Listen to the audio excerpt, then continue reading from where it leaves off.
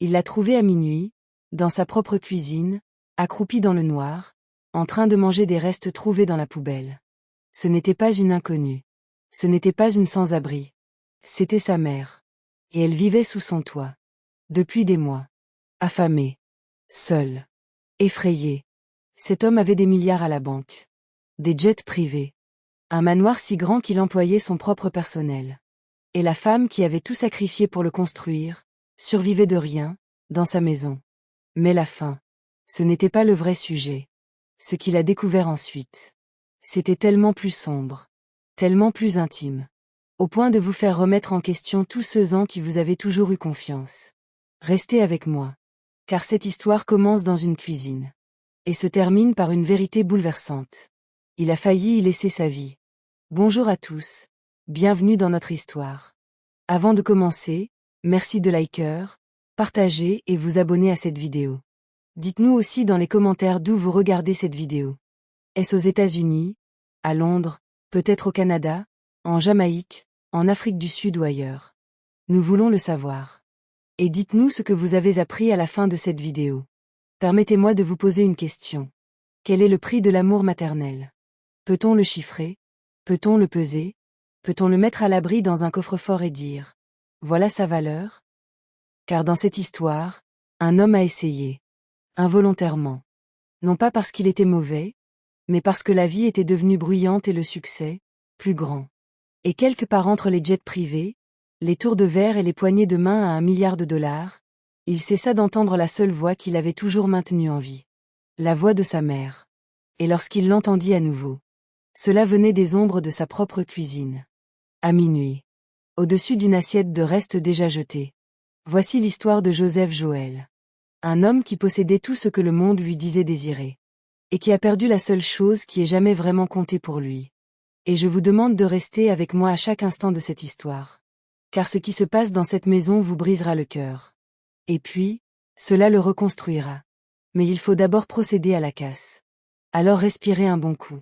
Parce qu'on y va. Joseph Joël a 42 ans. Il se tient sur le toit d'une tour de verre. Un de ces bâtiments qui captent les rayons du soleil levant et les renvoient vers le ciel, comme s'il s'appropriait la lumière. Il porte un costume sombre. Pas de cravate. Sa mâchoire est carrée. Son regard est perçant. Et il sourit comme seuls ceux qui n'ont jamais connu la faim sourient. Confiant. Intouchable. Derrière lui, l'horizon s'étend à perte de vue comme un royaume. Et d'une certaine manière, c'est son royaume. Joseph Joël possède tout ce qu'il désire. La tour derrière lui. 3 autres tours dans d'autres villes. 2 chaînes hôtelières de luxe. Une compagnie aérienne privée. Une société immobilière qui a apposé son nom sur des bâtiments répartis sur 4 continents. Sa fortune, d'après les derniers chiffres, dépassait les $3 milliards. 3 milliards. Des dollars. Ce genre d'argent qui semble irréel. Ce genre d'argent qui laisse les gens ordinaires perplexes. Mais qu'est-ce qu'on peut bien en faire? Joseph Joël a tout bâti à partir de rien. Absolument rien. Et quand les journalistes l'interrogent à ce sujet, et ils le font sans cesse, il répond toujours la même chose. Je n'ai pas construit ça pour moi. Et il le pense vraiment. À chaque fois qu'il le dit, il le pense sincèrement. Car la vérité sur Joseph Joël, celle que les couvertures des magazines ne parviennent jamais vraiment à saisir, c'est qu'il n'est pas un homme amoureux de l'argent. C'est un homme tombé amoureux d'une promesse. Une promesse faite à une seule personne. Il y a longtemps. Dans une toute petite maison. Alors qu'il n'avait rien d'autre que cette promesse et la femme qui croyait en sa capacité à la tenir. Pour comprendre Joseph, il faut remonter le temps. Bien avant. Avant les tours. Avant les avions à réaction. Avant les costumes, les poignées de main et les contrats à $1 milliard. Il faut retourner vivre dans une petite maison de location à la périphérie d'un quartier bruyant et surpeuplé de la ville. Un de ces quartiers où les routes sont plus défoncées que goudronnées. Là où l'électricité est coupée même par les nuits les plus chaudes. Là où les enfants apprennent le prix du pain avant même de savoir lire. C'est là que Joseph a grandi. Dans cette petite maison, 2 personnes comptaient pour lui. Son père, Raymond Joël. Un homme discret, aux grandes mains et au rire encore plus grand. Un homme qui travaillait à l'usine la semaine et réparait les voitures de ses voisins le week-end. Non pas par passion pour les voitures, mais parce que chaque dollar gagné en plus finissait dans une boîte en fer blanc sous son lit. Une boîte en fer blanc, avait-il dit au jeune Joseph, pour l'avenir. Et pour sa mère. Michel Joël. Si le père de Joseph était le pilier discret de cette famille, Michel Joël en était le cœur battant. C'était elle qui se levait avant l'aube chaque matin. Qui préparait 2 déjeuners, un pour son mari, un pour son fils, avant même qu'il n'ait ouvert les yeux. La journée, elle travaillait dans une blanchisserie, repassant les vêtements délicats des autres avec des mains toujours légèrement rouges à cause de la chaleur du fer. 3 soirs par semaine, elle faisait le ménage dans des bureaux du centre-ville et rentrait en bus si tard que parfois, le jeune Joseph s'endormait à l'attendre devant la porte. Il attendait toujours. Il ne le lui avait jamais dit.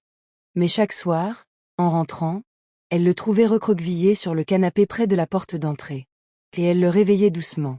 Couvrez-le d'une couverture. Embrassez-le sur le front. Et murmurez-lui quelque chose. Je suis rentrée, chérie. Dors bien. Tout va bien. Tout va bien. C'était l'hymne de Michel Joël. Son cri de ralliement. Sa religion. Même quand ce n'était pas vrai, elle le disait. Même quand le loyer était en retard de 3 semaines, que la boîte en fer sous le lit était vide, que Raymond toussait depuis 1 mois et qu'il n'avait pas les moyens de consulter un médecin, elle le disait. Tout va bien. Car elle croyait, de tout son être, qu'à force de le répéter, cela finirait par devenir vrai. Et pendant un temps, ce fut le cas. Pendant un temps, cette petite maison fut l'endroit le plus chaleureux que Joseph ait jamais connu. Joseph avait 14 ans lorsque son père mourut. Ce fut très rapide. Trop vite. L'atout que Raymond avait ignoré pendant des mois s'est révélé être bien plus grave. Lorsqu'ils ont enfin réussi à l'emmener à l'hôpital, les médecins ont prononcé des mots qu'un garçon de 14 ans ne devrait jamais avoir à entendre à propos de son propre père. Des mots comme « c'est trop tard »,« on ne peut rien faire » et « je suis tellement désolé ». Raymond Joël est décédé un mardi matin dans son lit d'hôpital. Michel lui tenait la main. Et Joseph tenait l'autre. Joseph ne pleura pas aux funérailles. Il resta droit. Il serra la main de ses voisins et de ses proches. Il accepta leurs offrandes et leurs condoléances avec une dignité rigide et silencieuse qui incita les adultes autour de lui à échanger des regards par-dessus son épaule. Ce garçon est trop calme, murmurait-il. Ce garçon va s'en sortir, disaient certains. Ils avaient tous les 2 tort. Ce garçon n'était pas calme. Ce garçon était en proie à un feu intérieur. Un feu fait de chagrin, de terreur et d'autres choses encore. Quelque chose de plus brûlant et de plus froid que tout cela. Ce garçon avait contemplé le visage de sa mère pendant les funérailles. Il avait vu ses yeux rougis, ses mains tremblantes et la façon dont elle serrait ses doigts, comme si elle craignait que s'il disparaissait lui aussi, elle aussi, en le lâchant. Et ce garçon avait pris une décision. Là, tout simplement. Debout près de la tombe de son père. Une décision qui allait façonner chacun des 28 années suivantes de sa vie. Il allait régler ce problème. Il allait construire quelque chose de si grand, de si solide, de si indestructible, que sa mère n'aurait plus jamais à s'inquiéter. Plus jamais à se lever avant le lever du soleil. Plus jamais à repasser les vêtements d'inconnus avec les mains brûlantes. Plus jamais à prendre un bus tard le soir pour rentrer chez soi, à travers des rues sombres. Plus jamais. Il avait 14 ans. Et il fit cette promesse de tout son cœur. Les années qui suivirent la mort de son père furent difficiles. Plus difficiles que Joseph ne l'avait jamais évoqué dans ses interviews. Michel a continué à travailler. Bien sûr. Elle s'appelait Michel Joël. Elle ne savait pas s'arrêter. Mais depuis le départ de Raymond, l'argent était plus rare que jamais. Certaines semaines, elle avait à peine assez à manger. Certains mois, elle devait choisir entre payer la facture d'électricité et les frais de scolarité. Elle choisissait toujours les frais de scolarité. Toujours.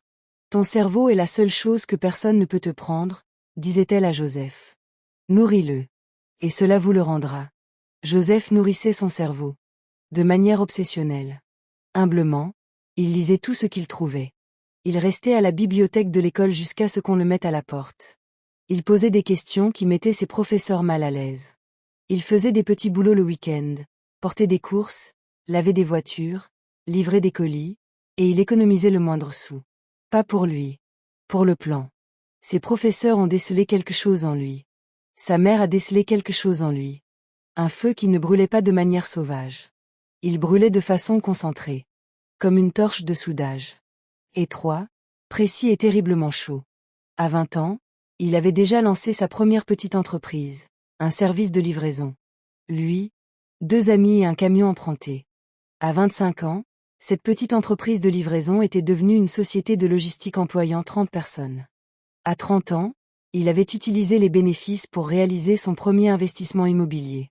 Un petit immeuble de bureau en ville qu'il avait acheté, rénové et revendu 3 fois son prix d'achat. Et ce fut le début d'une avalanche déclenchée par une simple pierre. À 35 ans, le monde entier connaissait son nom. À 40 ans, il était sur toutes les lèvres. Et à travers tout cela, chaque transaction, chaque vol, chaque réunion nocturne dans des salles de conseil où flottaient des effluves de café hors de prix et d'ambition, une seule pensée animait Joseph Joël et le poussait à aller de l'avant. Maman. Tout cela est pour maman. Alors, quand Joseph eut 37 ans et que l'argent dépassait ses capacités, il fit ce qu'il avait promis à ce garçon de 14 ans sur la tombe de son père. Il a construit une vie pour sa mère. Il l'a construite dans sa propre maison. Le manoir se dressait au sommet d'une colline dominant la ville. 11 chambres. Un cinéma privé. Un jardin de la taille d'un terrain de football. Une cuisine digne d'un hôtel 5 étoiles. Des logements pour le personnel. Une piscine. Des baies vitrées qui transformaient chaque coucher de soleil en tableau. Joseph avait fait rénover l'aile spécialement pour sa mère. Une suite parentale avec tout le confort dont elle pouvait rêver. Un salon baigné d'une douce lumière. Un petit jardin juste devant sa fenêtre où elle pourrait cultiver des herbes aromatiques et des fleurs, comme elle le faisait autrefois dans des pots sur le rebord de la fenêtre de cette minuscule maison de location. Il lui avait engagé une infirmière personnelle. Une gouvernante à son entière disposition. Un chef privé formé pour cuisiner ses plats préférés. Il l'a installé un dimanche. Ce premier soir-là, il lui prépara lui-même le repas. Son plat préféré. La même soupe qu'elle lui faisait quand il était malade enfant. Il avait dressé la table avec de vraies fleurs. Des bougies allumées. Et quand Michel Joël entra dans la salle à manger et vit ce que son fils avait fait, elle se couvrit la bouche des 2 mains et trembla de tout son corps. Elle n'a pas pleuré. Elle a ri. Ce grand rire chaleureux et franc qui emplissait leur petite maison quand Joseph était enfant. Ce rire qui disait que tout allait bien sans un mot. Regarde-toi, lui murmura-t-elle en prenant son visage entre ses mains comme elle le faisait quand il était petit. Regarde ce que tu es devenu. Joseph Joël, milliardaire, bâtisseur d'empire, homme dont le nom résonnait dans les conseils d'administration des 3 continents, pleura comme un enfant à la table de la cuisine de sa mère ce soir-là. Parce qu'il avait tenu sa promesse. Et tout allait bien. Du moins, c'est ce qu'il croyait. Mais il y a une chose que personne ne vous dit à propos du succès. Ce que les magazines omettent. Plus votre vie prend de l'ampleur, plus il est difficile de remarquer les petites choses. Lorsque vous voyagez entre les pays chaque semaine, les détails du quotidien à la maison finissent par vous échapper. Quand on gère des décisions à plusieurs milliards de dollars, les petites souffrances silencieuses qui se déroulent sous notre propre toit deviennent un bruit qu'on n'entend plus. Joseph n'est pas devenu un mauvais fils du jour au lendemain. Cela s'est fait progressivement. Comme un feu qui s'éteint. Pas avec une bourrasque soudaine. Juste lentement. Doucement. Une braise à la fois. Les appels quotidiens à sa mère devinrent des appels hebdomadaires. Les appels hebdomadaires se sont transformés en messages occasionnels. Ces messages occasionnels ont disparu. Il se répétait qu'elle allait bien. Elle était dans le manoir. Elle avait des infirmières. Elle avait un chef cuisinier. Elle bénéficiait d'un confort que la plupart des gens n'oseraient jamais imaginer. Elle allait bien.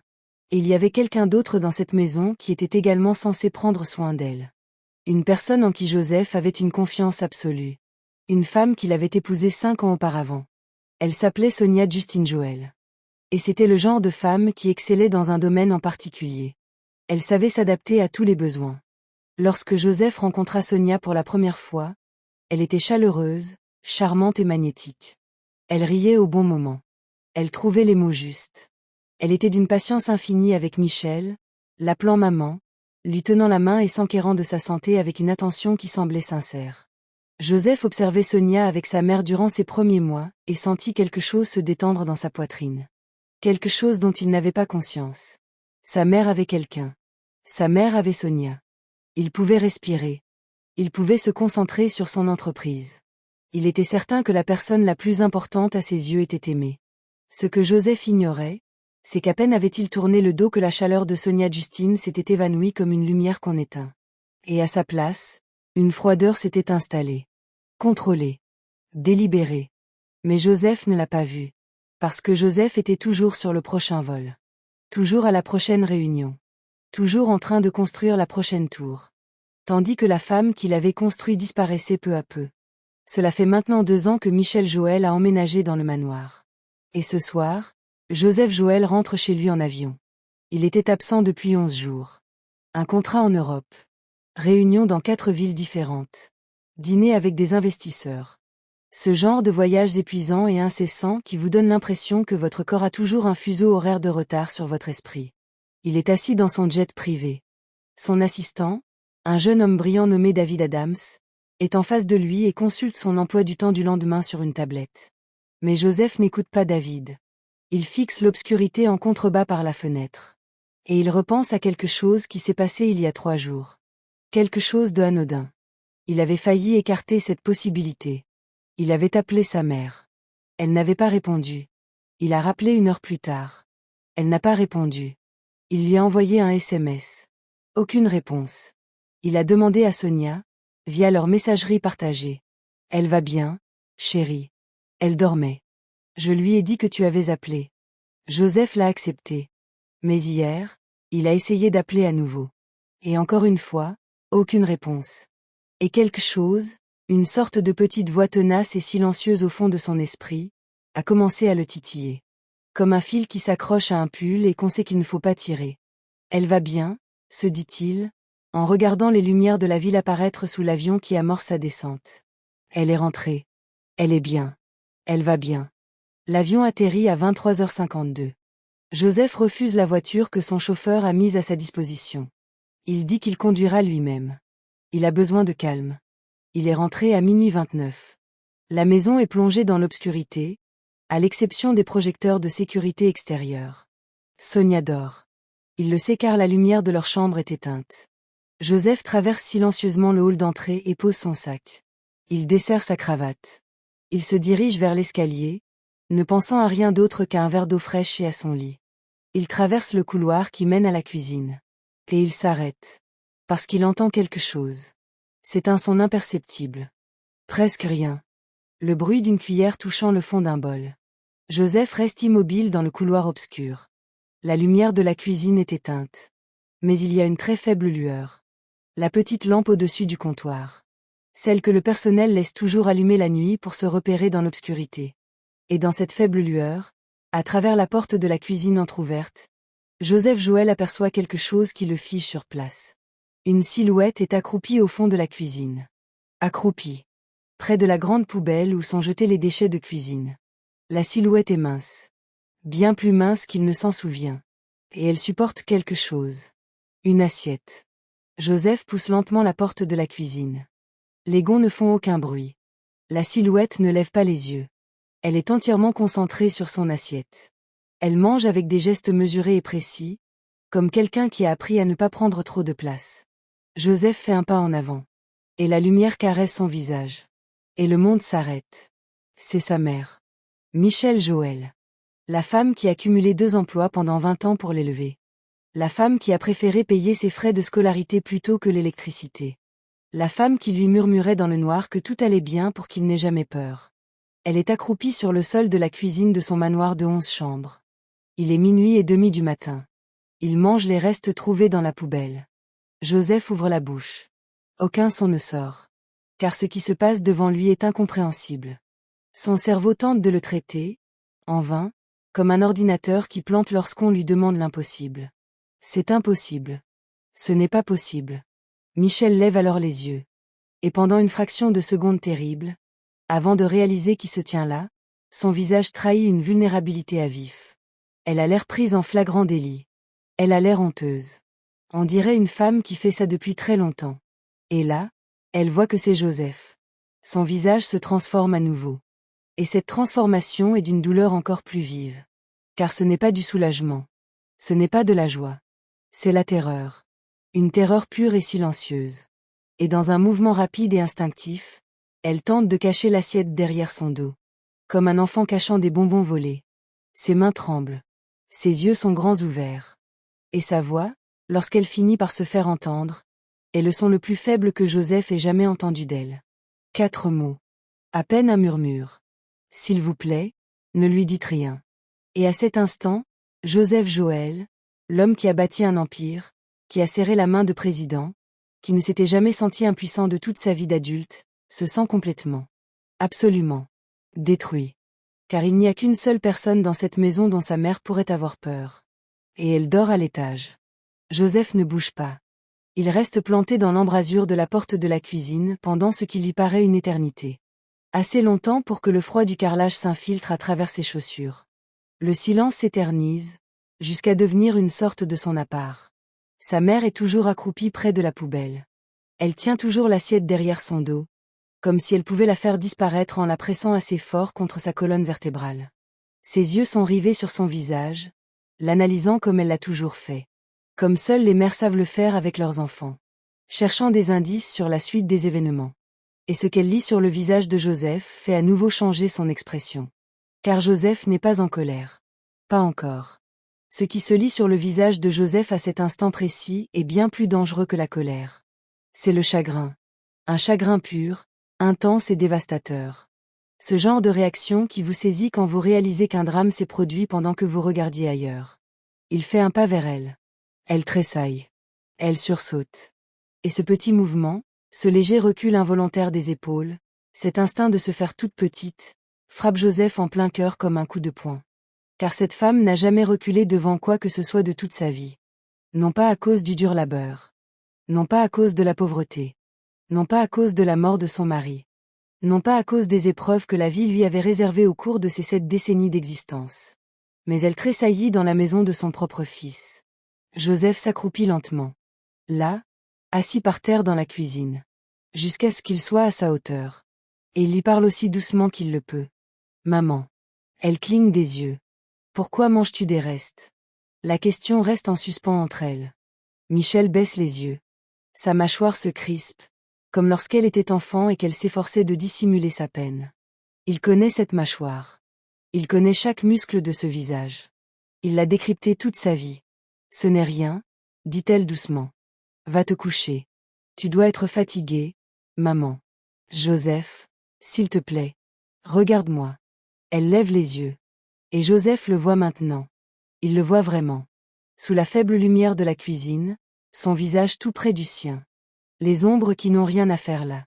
Les creux sous ses pommettes. La façon dont son col repose trop lâchement sur son cou. La finesse de ses poignets. Sa mère a maigri. Beaucoup maigri. Un poids considérable. Et cela ne s'est pas produit en 11 jours. Cela dure depuis longtemps. Joseph sent une vague de froid l'envahir. Un froid lent et rampant. Comme l'eau qui monte dans une cave. Comme une vérité trop vaste pour être acceptée d'un seul coup, elle s'insinue peu à peu, étage après étage. Dis-moi, dit-il. Et sa voix reste douce. Toujours doux. Mais sous cette douceur se cache quelque chose d'inédit. Quelque chose que Joseph lui-même n'a jamais vraiment entendu dans sa propre voix. Un homme commence à comprendre qu'il a failli à sa mission. Michel fixe longuement le visage de son fils. Puis elle détourne le regard. Et elle le lui raconte. Lentement. Par petits morceaux. La façon dont tu racontes une histoire dont tu as honte depuis longtemps. Elle lui explique que les dîners à la maison ont des horaires fixes. Le chef cuisine à 7 heures. Le repas est servi à 7h30. Le personnel dîne ensemble après le départ de la famille. Elle lui dit qu'elle arrive habituellement à la salle à manger à 7h25. Parce qu'elle est âgée et que ses articulations sont raides, elle met un peu plus de temps à se déplacer dans la maison. Mais lorsqu'elle arrive, on lui dit parfois que le dîner a déjà été débarrassé, servi et terminé. Qu'elle l'ait raté.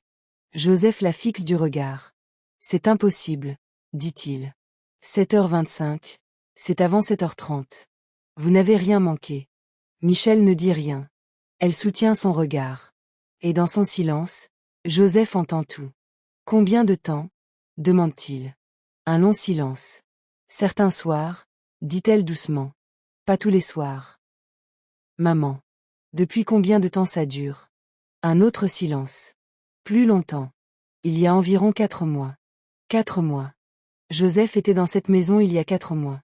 Il était revenu de voyage et avait dîné à cette même table. Assis en face de sa femme, ils avaient parlé du nouveau projet dans le Nord. Il se souvenait avoir ri de quelque chose. Il ne se souvenait plus de rien. Il ne se souvenait même pas si sa mère était à cette table. Il fouillait désespérément sa mémoire. Et la recherche elle-même est une forme de réponse. Il ne sait pas. Il ne sait pas si sa mère était là, car il n'y prêtait pas attention. Joseph ferme les yeux un instant. Il les rouvre. Et quand il n'y eut plus rien à manger, demande-t-il prudemment. Qu'avez-vous fait? Michel jette un coup d'œil à l'assiette qu'elle tient encore derrière son dos. Et ce regard lui en dit long. Tu es venu dans la cuisine la nuit, dit-il. Sans poser de questions. Elle hoche la tête. Tout petit. Très lentement. Et la nourriture dans la cuisine était déjà rangée. Donc toi. Il s'arrête. Il ne peut pas terminer sa phrase. Car terminer sa phrase, c'est l'accepter. Et l'accepter signifie que c'est réel. Et si c'est réel, alors sa mère se couche le ventre vide dans sa maison. Sa maison a 1 milliard de dollars, avec ses 11 chambres, son chef privé, son garde-manger rempli à ras-bord. Et elle venait dans cette cuisine dans le noir, à minuit, et récupérait les miettes qu'elle pouvait trouver près de la poubelle. Pendant 4 mois. Joseph se lève. Il se dirige vers le comptoir de la cuisine. Il pose les 2 mains à plat sur la surface en marbre et fixe le mur devant lui. Il respire. Entrez. Sortie. Entrez. Maman, dit-il très doucement, toujours dos à elle. Tu m'as dit de ne rien lui dire. Silence. Qui est-ce? Pas de réponse. Maman. De qui parlais-tu? Le silence s'éternise tellement que Joseph se retourne pour la regarder. Et Michel Joël regarde la porte de la cuisine. Pas Jeff. La porte. Avec cette même terreur silencieuse qu'elle avait ressentie lorsqu'il était entré. Et avant que Joseph n'ait pu dire un mot de plus, la porte de la cuisine s'ouvrit. Sonia Justine Joël a 38 ans. Et c'est, à tous points de vue, une belle femme. Elle est grande. Elle se tient avec l'assurance décontractée et sereine de quelqu'un qui n'a jamais eu à se presser. Son visage est de ceux que les photographes adorent, net, symétrique et toujours, d'une manière ou d'une autre, parfaitement composé. Même maintenant. Debout sur le seuil de la cuisine, à minuit et demi. Venant manifestement de me réveiller. Cheveux défaits, robe de soie drapée sur les épaules, pieds chaussés de pantoufles souples. Même à cet instant, elle paraît sereine. Elle regarde Joseph. Elle sourit. Ce sourire chaleureux et familier. Chérie. Tu es rentré. Je ne t'ai pas entendu entrer. Puis ses yeux bougent. À Michel. Et le sourire ne disparaît pas. Mais quelque chose derrière, en revanche, disparaît. Quelque chose change dans les yeux de Sonia, très rapidement, comme un rideau qui se soulève et disparaît. Si vite que si l'on n'y prêtait pas attention, on ne le remarquerait même pas. Joseph observe attentivement. Maman avait faim, dit-il d'une voix neutre et posée. Pourquoi n'a-t-elle pas dîné? Le visage de Sonia se crispe d'une douce inquiétude. Elle incline légèrement la tête et laisse échapper un petit gémissement de compassion. Oh, maman, tu aurais dû m'appeler. J'aurais fait préparer quelque chose pour toi. Michel ne dit rien. Elle regarde le sol. Sonia, dit Joseph. Toujours plate. Elle reste prudente. Elle dit que ça dure depuis des mois. Sonia fronce les sourcils. L'image d'une épouse inquiète et désemparée. Des mois? Non. C'est. Elle s'interrompt. Elle jette un regard à Michel, avec une expression à la fois compatissante et autre chose. Quelque chose qui ressemble presque à de la patience. Le genre de patience dont font preuve les adultes face à quelqu'un qu'ils jugent peu fiable. Joseph, tu sais bien comme elle peut parfois être désorientée. Tu te souviens, à Noël dernier, quand elle était persuadée qu'on ne lui avait pas donné les cadeaux qu'on avait pourtant posés dans sa chambre. Joseph regarde sa femme. Puis sa mère. Michel a toujours les yeux rivés au sol. Ses mains sont jointes sur ses genoux. Elle est parfaitement immobile. Et Joseph remarque quelque chose dans cette immobilité. Ce n'est pas le calme imperturbable de quelqu'un de serein. C'est le silence imperturbable de quelqu'un qui a appris à se taire. Quelqu'un qui a compris que prendre la parole mène inévitablement à des conséquences néfastes. Elle a dit, poursuit Joseph, sa voix s'étant abaissée d'un demi-ton, qu'on lui avait dit qu'elle avait raté le dîner. Qu'il avait déjà été servi. À 19h25, Sonia. 5 minutes avant l'heure prévue pour le service. Sonia marque une pause. Juste un instant. Le personnel a un horaire à respecter. Parfois. Elle a également dit, poursuit Joseph, qu'on lui avait dit que la nourriture coûtait trop cher. Qu'elle mange trop. Un silence absolu s'installe dans la cuisine. Un silence pesant. Ça appuie contre les murs. Ça rend l'air lourd. Sonia ouvre la bouche. Il la ferme. La rouvre. Et ce qui en sort, ce ne sont pas des excuses. Ce n'est pas une explication. Ce sont 4 mots, prononcée avec un sang-froid qui aurait dû être impossible à cet instant précis, debout dans une cuisine au beau milieu de la nuit, prise au piège d'un mensonge aussi gros qu'une maison. On le lui a dit. Joseph fixe sa femme du regard. On lui a dit, répète Sonia d'une voix presque lasse, que la cuisine a un horaire. Ce n'est pas de la cruauté, Joseph. Voilà comment bien gérer un foyer. C'est ma mère. Et ceci est ma maison. Les mots atterrissent dans la pièce comme un objet tombé d'une grande hauteur, qui se brise sur le sol. Joseph fixe longuement sa femme. Sonia se retourne vers lui. Et dans ce long silence qui s'écoule entre eux, Joseph Joël commence à comprendre quelque chose qu'il n'est pas encore prêt à accepter pleinement. Que la femme qui se tient devant lui est une inconnue. Que la chaleur de son mariage n'était qu'une façade. Et que cette façade se fissurait depuis longtemps. Il n'était simplement pas assez souvent présent pour s'en apercevoir. Joseph renvoie Sonia se coucher. Il le fait doucement. Fermement. Avec le ton d'un homme qui a pris sa décision et ne souhaite pas en discuter, Sonia s'en va. Mais non sans jeter un dernier regard à Michel avant de partir. C'est un regard fugace. Très bref. Le genre de regard qui exprime toute une conversation sans un seul mot. Et le message de ce regard est clair. Nous en reparlerons plus tard, vieille dame. Toi et moi. Michel ne lève pas les yeux. Elle garde les yeux rivés au sol jusqu'à ce que le bruit des pantoufles de Sonia s'estompe au bout du couloir. Puis Joseph s'assoit à la table de la cuisine et tire une chaise à côté de lui. Il lui tapote doucement l'assiette. Michel la pose sur le comptoir et vient s'asseoir à côté de lui. Elle s'abaisse lentement. Ses articulations la font souffrir. Elles la font souffrir depuis des années. Joseph se promet, froid et furieux, qu'il appellera son médecin dès le lendemain matin. Pendant un instant, il reste assis. Le fils et la mère. Dans cette cuisine où ils ne se sont jamais assis ensemble auparavant. Dans la maison qui était censée être un cadeau. C'est si grave? Demande finalement Joseph. Ça va. Maman. Joseph, je ne veux pas d'ennui. Dis-moi à quel point c'est grave. Michel joint les mains sur la table. Elle les regarde. Elle a cette façon de se recentrer avant de parler. Une façon de redresser légèrement sa colonne vertébrale. Joseph l'a vu faire cela toute sa vie. Ce petit geste préparatoire, intime. Puisant son courage au plus profond d'elle-même, une source inépuisable, elle se dit. Il y a des semaines meilleures que d'autres. Allez, on continue. L'infirmière qu'il m'avait engagée est partie il y a environ 3 mois. Je ne sais pas pourquoi. Un jour elle était là, le lendemain elle n'était plus là. Personne ne me l'a dit.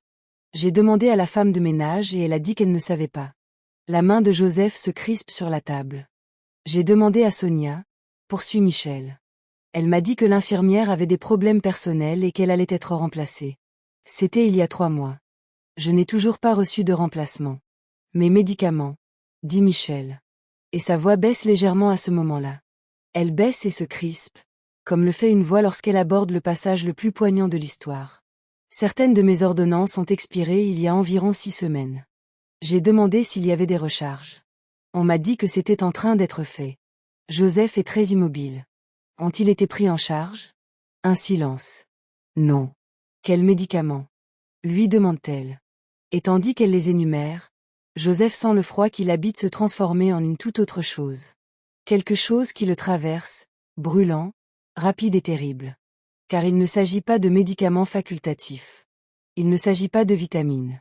Ce sont des médicaments dont une femme âgée, compte tenu de ses antécédents médicaux, ne peut se passer pendant 6 semaines sans conséquences graves. Maman, dit-il, la voix brisée. Un tout petit peu. Pourquoi ne m'as-tu pas appelé? Je suis désolée. Et Michel le regarde. Elle le regarde simplement. Avec ses yeux fatigués et doux. Et elle prononce les 3 mots qui fendent le cœur de Joseph Joël en deux. Je ne voulais pas te déranger. Elle ne voulait pas le déranger. Sa mère, assise dans sa cuisine à minuit, mangeait des restes trouvés dans la poubelle, sans ses médicaments, sans son infirmière, trop effrayée pour parler dans la maison de son propre fils. Il ne voulait pas le déranger. Joseph se lève. Il ne peut plus rester assis. Il se dirige vers le comptoir. Il ouvre le réfrigérateur. Il commence à sortir des aliments. Récipients. Restes de repas. Poulet froid. Un bol de riz couvert. Des fruits frais. Il pose tout sur le comptoir et commence à composer une assiette. Une vraie assiette. Une assiette pleine, correcte et chaude de nourriture pour sa mère. Ses mains tremblent. Il ne remarque pas leur tremblement. Il continue simplement d'avancer. Car s'il s'arrête, quelque chose va sortir de lui auquel il n'est pas encore prêt. Joseph, dit doucement sa mère, tu n'es pas obligé. Assieds-toi. Elle s'assoit. Il réchauffe le plat. Il pose une assiette pleine devant elle. Il s'assoit en face d'elle et la regarde manger. Il ne parle pas. Il se contente de regarder.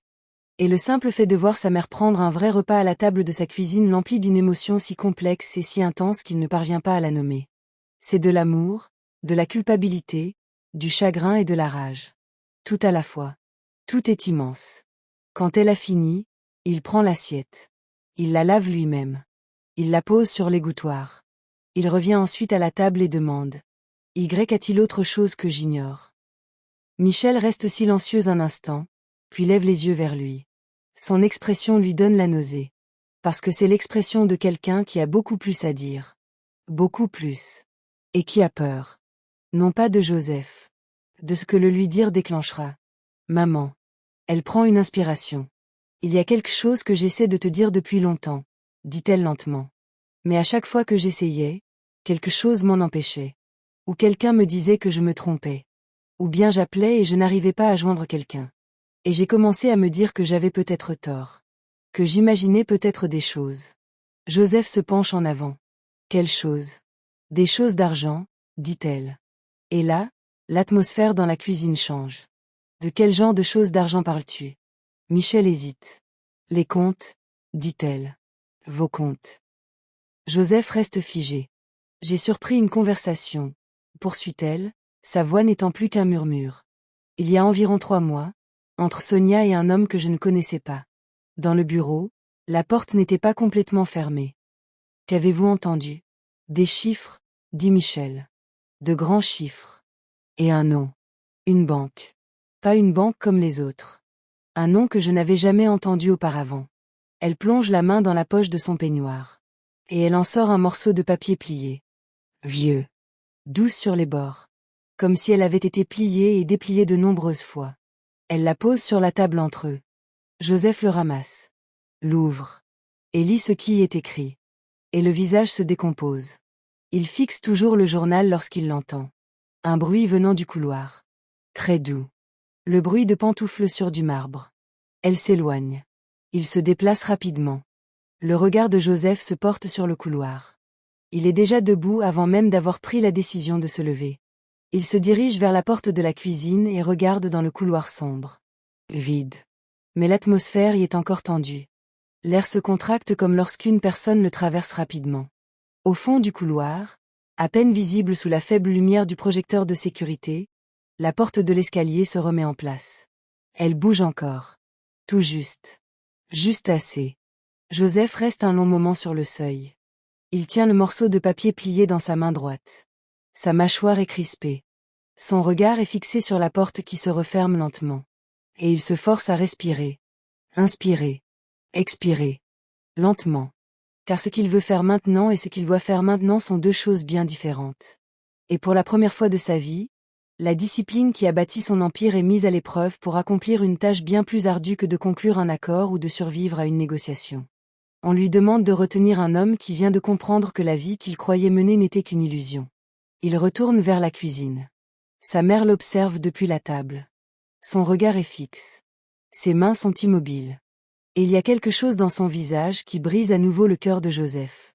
Car elle ne semble pas surprise que Sonia l'écoute. Elle n'a pas l'air choquée, ni alarmée, ni même particulièrement inquiète. Elle ressemble à une femme qui sait depuis longtemps qu'elle est observée. Et elle a appris à vivre avec ce savoir. Pour combien de temps? Demande Joseph d'une voix douce. Michel comprend la question sans qu'il soit nécessaire d'en dire plus. Depuis le début, dit-elle. Joseph se rassoit. Il pose la feuille de papier sur la table entre eux et la lisse avec la paume de sa main. L'écriture est celle de sa mère. Soignée et soignée, comme toujours, comme elle inscrivait son nom sur son sac à goûter tous les matins. Mais les mots eux-mêmes ne sont pas soignés. Ce sont les mots de quelqu'un qui a couché sur le papier quelque chose d'effrayant. Quelque chose qu'il fallait absolument se rappeler précisément. Écrit dans le noir, peut-être. Écrit rapidement. Un nom de banque. Une suite de chiffres qui ressemble à une référence de compte. Et un chiffre. Joseph fixe le chiffre du regard. 4 300 000 $. C'est ce numéro que sa mère a surpris. 3 mois auparavant, lors d'une conversation entre sa femme et un homme qu'elle n'avait jamais vu. Dans le bureau que Joseph n'utilisait que lorsqu'il était chez lui. Le bureau où étaient conservés ses dossiers financiers personnels. Joseph pose le papier. Il joint les doigts sur la table devant lui. Et il se met à réfléchir, très méthodiquement. Il ne retourne pas se coucher cette nuit-là. Il installe d'abord sa mère dans sa chambre. Il l'accompagne jusqu'à l'aile. Il allume lui-même la lumière. Il vérifie la salle de bain. Il vérifie que sa fenêtre est bien verrouillée. Il trouve sa liste de médicaments épinglée à l'intérieur de la porte de son armoire. Elle l'y avait rangée elle-même, de façon organisée et détaillée, car Michel Joël a toujours été très organisé. Il la photographie avec son téléphone. Il s'assoit au bord de son lit jusqu'à ce qu'elle cesse de protester qu'elle va bien et qu'elle le laisse enfin la bordeur avec la couverture. Juste avant qu'il n'éteigne la lumière, elle tend la main et prend la sienne. « Fais attention, dit-elle. Ne te mets pas en colère. N'essaie pas de la harceler. Ne vous battez pas. Soyez prudent. Même maintenant. » Malgré tout, le premier réflexe de sa mère est de le protéger. Joseph lui serre la main. Il n'ose pas parler. Il éteint la lumière et referme doucement la porte derrière lui. Puis il part travailler. Son bureau à domicile se trouve au 2e étage. C'est une grande pièce. Boiserie sombre. Des étagères du sol au plafond. Un bureau de la taille d'un petit bateau. 2 écrans d'ordinateur.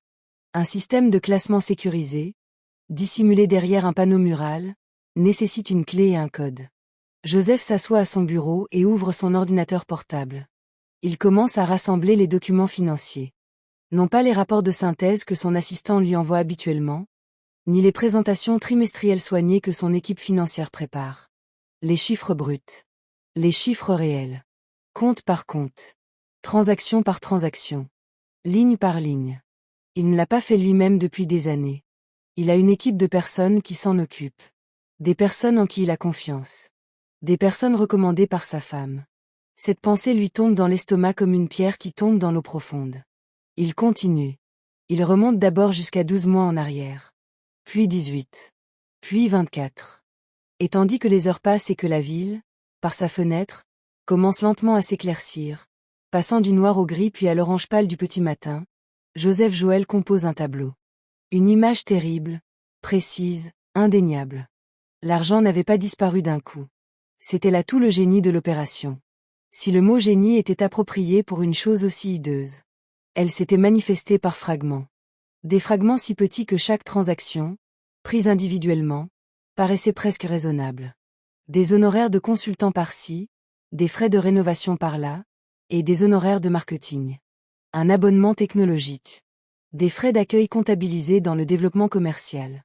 Pris individuellement, chacun de ces éléments était facile à négliger. Facile à accepter. Facile à signer. Surtout si vous étiez une personne occupée qui faisait confiance à son entourage pour gérer les détails. Joseph était un homme très occupé et faisait entièrement confiance à son entourage. Mais, une fois tous les éléments réunis, le tableau qui en résultait était d'une simplicité déconcertante. Le tableau qu'ils ont dressé était celui d'un vol. Un vol systématique, persistant et soigneusement organisé. Sur 2 ans, le nombre n'était pas de 4 millions. Ce n'était qu'une conversation. Une seule transaction que sa mère avait surprise. Le total était bien plus important. Joseph y arrive à 5h15 du matin. Il se rassied dans son fauteuil. Il regarde le nombre affiché à l'écran. Et il ressent quelque chose qui dépasse la colère. Quelque chose qui existe de l'autre côté de la colère. Dans ce lieu où tout devient très calme, très clair et très froid. Comme après une explosion, quand le bruit disparaît et qu'il ne reste que le bourdonnement. 11 200 000 $. Envolé. 2 ans. 11 millions de dollars. Il décroche son téléphone. Il appelle son directeur financier, un homme méticuleux et méthodique nommé Bernard Daniels, qui répond à la 3e sonnerie malgré l'heure matinale, car c'est tout à fait son genre. Joseph lui explique ce dont il a besoin. Bernard reste silencieux un instant. Il dit alors, « J'ai besoin de temps jusqu'à 9h. » « Tu as jusqu'à 8h, répond Joseph. Il raccroche et s'assoit dans le bureau plongé dans l'obscurité. Il reste immobile. Il repense à une conversation qu'il a eue avec sa mère il y a 2 ans. Avant que la distance ne s'installe. Avant que les appels ne deviennent occasionnels. Il était rentré pour le week-end et ils s'étaient assis tous les deux dans le jardin, Et Michel avait commencé à parler. À propos des comptes. À propos d'une conversation téléphonique qu'elle avait surprise. Et Sonia était arrivée dans le jardin à ce moment précis, rayonnante et riant, avec des boissons fraîches pour chacune d'elles, et la conversation avait dévié sur un autre sujet. Et Joseph n'y était pas retourné. Plus tard dans la soirée, Sonia s'était assise à côté de lui sur le canapé, avait posé sa tête sur son épaule et avait dit très doucement. « Je suis un peu inquiète pour ta mère, Joseph. Je crois qu'elle est un peu perdue ces derniers temps. Elle m'a dit quelque chose aujourd'hui qui n'avait aucun sens. Je pense qu'on devrait en parler à son médecin. » Et Joseph avait acquiescé. Il l'avait accepté. Parce que Sonia l'avait dit avec tant de délicatesse. Avec un amour si évident pour une vieille dame qu'elle n'avait aucune raison de mentir. Joseph fixe son bureau. Il l'avait accepté. À chaque fois que sa mère avait essayé de le mettre en garde, il avait accepté l'explication de Sonia. À chaque fois. On lui avait dit que sa mère était confuse. Distraite. Le vieillissement. La confusion. Et il y avait cru parce que l'alternative, l'idée que la femme qu'il avait épousée réduisait systématiquement au silence la seule personne qui aurait pu la dénoncer, était trop énorme pour être acceptée. Il avait préféré le confort à la vérité. Et sa mère en avait payé le prix. Il lui faudra beaucoup de temps pour se pardonner cette pensée. Si jamais il le fait. Bernard appelle au 743. Sa voix, lorsqu'il parle, est celle d'un homme qui a découvert quelque chose de si grave qu'il a passé les 2 dernières heures à le vérifier 3 fois pour être sûr de ne pas se tromper. Il n'a pas tort. Joseph, les transferts sont bien réels. 11,2 millions sur 26 mois. L'opération a été réalisée via plusieurs comptes fictifs. Tous ont été ouverts au moyen de lettres d'autorisation portant votre signature. Je n'ai pas signé ces lettres. Silence. Je sais, dit Bernard. Le silence entre eux est immense. Les signatures sont très bonnes, poursuit Bernard. Suffisamment bonnes pour tromper notre équipe de conformité interne.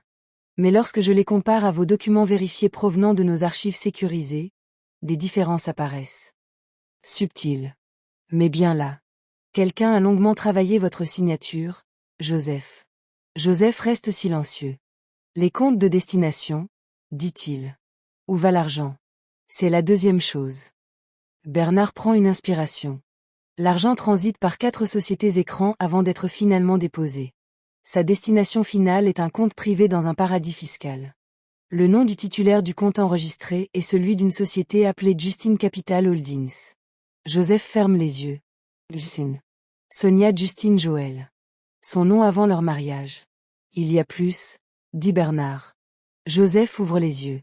Un tiers est intervenu pour faciliter les transferts. Pas seulement pour déplacer l'argent. Lors de l'organisation, lors de la mise en place des structures d'autorisation qui ont permis de contourner nos contrôles internes, la personne responsable avait une connaissance approfondie de nos systèmes financiers internes. Le genre de connaissance que seul un initié pourrait posséder. Presque. Donnez-moi le nom. Nouvelle pause. Je dois être sûr avant de dire ça. Bernard. Selon Bernard, il s'appelle Félix Drummond. Il figure sur notre liste de paie depuis 18 mois en tant que consultant technologique externe. Or, je ne trouve aucun projet technologique auquel il ait participé. Ses factures ont été approuvées par. Il s'arrête. Approuvées par qui? Par Sonia. Ce mot plane comme la fumée après un incendie. Joseph, je dois te poser une question directement. Demande. Étiez-vous au courant de tout cela? Non. Avez-vous autorisé quoi que ce soit? Non. Alors nous avons un grave problème. Je sais, dit Joseph. Que voulez-vous faire? Joseph regarde par la fenêtre de son bureau. La ville est maintenant pleinement réveillée. Le soleil est levé. En contrebas, le jardin du manoir capte la lumière du matin et la renvoie en fragments à travers le feuillage des arbres. Quelque part dans les haies, sa mère dort. Ou peut-être est-elle déjà réveillée. Peut-être est-elle assise dans son lit, baignée par la lumière du matin, à l'écoute des bruits de la maison. Elle attend. Elle attend depuis longtemps. Je veux que tout soit consigné par écrit, dit Joseph. Chaque transaction. Chaque lettre d'autorisation. Chaque compte. Chaque virement. Tout ce que vous avez, organisé et imprimé. Je le veux en main cet après-midi. C'est fait. Et Bernard? Oui. N'en parlez à personne d'autre. À personne. Ni votre assistant. Ni personne de l'équipe. Pas avant que je ne le dise. Compris. Et une dernière chose. Renseignez-vous au maximum sur Félix Drummond, où il se trouve, ce qu'il possède. À qui il est connecté. À tout. Il raccroche. Il reste assis à son bureau un long moment. Puis il reprend son téléphone. Il compose un autre numéro. Un numéro qu'il n'a pas composé depuis plus d'1 an. Un numéro qui renvoie vers un certain inspecteur Samuel Adu. Un homme que Joseph connaît depuis bien avant que sa société ne prenne de la valeur. Un homme que Joseph avait jadis aidé discrètement mais de façon significative lorsque la famille de Samuel traversait une crise. Une faveur jamais reconnue officiellement et jamais oubliée. La phrase résonne 2 fois. Joseph, répond Samuel. Sa voix est alerte, même à cette heure. Ça fait longtemps. Oui, dit Joseph. J'ai besoin de votre aide. Un court silence. Dis-moi ce qui se passe. Et Joseph lui raconte. Tout. Chaque détail. L'argent. Les comptes. Les signatures falsifiées. L'homme nommé Félix Drummond. Sa femme. Sa mère, étendue sur le sol de la cuisine à minuit. Tout. Il parle pendant 11 minutes sans s'arrêter. Quand il a fini, Samuel reste silencieux un instant. Puis il demande. Comment veux-tu régler ça? Doucement, répond Joseph. Pour l'instant. J'ai besoin de tout savoir avant de déménager. Il faut que ce soit absolument certain. Combien de temps me reste-t-il? Se demande Joseph. 48 heures. Je t'appelle, dit Samuel. La communication est coupée. Joseph pose le téléphone sur son bureau. Il fixe le mur devant lui. Et maintenant, pour la première fois depuis qu'il est entré dans sa cuisine hier soir et qu'il a trouvé sa mère accroupie dans l'ombre, Joseph Joël se permet de ressentir tout cela. Tout. Le poids de tout. Cela remonte des profondeurs de son être. Du même endroit où il a enfoui tout ce qu'il n'a pas pu supporter lors des funérailles de son père. L'endroit où un garçon de 14 ans a enterré sa terreur, son chagrin et son impuissance pour pouvoir se tenir droit, serrer des mains et faire une promesse. Ça vient de là. Et ce n'est pas propre. Ce n'est pas calme. Il presse ses 2 poings contre le bureau. Il respire. Et le son qui sort de la bouche de Joseph Joël dans ce bureau vide n'est pas celui d'un milliardaire. C'est le cri d'un homme qui aimait une femme qui le détruisait de l'intérieur. Et le cri d'un fils qui a failli perdre sa mère dans sa propre maison. Sans s'en apercevoir. Jusqu'à minuit. Jusqu'à ce que les ombres de sa propre cuisine lui révèlent la vérité. Ce matin-là, Joseph fait quelque chose qu'il n'a pas fait depuis des années. Il prépare le petit déjeuner lui-même. Il descend à la cuisine à 8 heures du matin. Il est habillé simplement. Pantalon foncé. Chemise unie. Pas de veste. Aucun téléphone en vue. Pour la première fois depuis très longtemps, il ressemble au jeune homme qui cuisinait avec ce qu'il trouvait dans sa petite maison d'un quartier populaire. Le personnel de cuisine est déjà à l'œuvre. Il s'arrête en le voyant. Échange des regards. Personne ne parle. Joseph se déplace dans la cuisine d'un pas décidé et silencieux. Il trouve des œufs. Du pain. Des tomates. Un fromage blanc et doux que sa mère a toujours adoré. Il se met à cuisiner. Le personnel observe. L'une d'entre elles, une jeune femme nommée Maria, propose son aide. Joseph lève doucement la main. J'ai compris. Il cuisine en silence. Et pendant qu'il cuisine, il observe. Pas de façon évidente. Mais avec attention. Comme un homme qui observe après avoir déjà décidé de se concentrer. Et ce qu'il perçoit dans le langage corporel du personnel de cuisine qui l'entoure lui en dit plus que sans question. Il observe leurs mouvements lorsqu'une porte particulière s'ouvre. Le redressement de leur dos. L'augmentation soudaine de l'activité intense. Le regard fuyant et la bouche qui se ferme. Cette porte est celle qui donne sur la maison principale. Et la personne à qui il répond est Sonia. Elle entre dans la cuisine à 8h15. Habillée et sereine, comme toujours. Son visage affiche une expression agréable et détendue. Elle se déplace dans l'espace comme si elle en était chez elle, car c'est le cas, et tout le monde le sait. Puis elle aperçoit Joseph près du poêle. Et son expression agréable s'estompe. Juste une fraction de seconde. Mais Joseph le voit. Bonjour, dit-il. Bonjour bébé. Sa voix est douce. Attention. Tu as cuisiné. Pour maman. Un silence. C'est gentil de votre part. Elle va à la machine à café. Elle se sert une tasse. Elle s'appuie contre le comptoir et le regarde dresser les assiettes. Son attitude est détendue. Mais ses yeux bougent. Elle calcule. Elle essaie de deviner ce qu'il sait. Joseph le reconnaît, car il a passé toute sa carrière assis en face de gens qui calculent tout en feignant d'être détendus.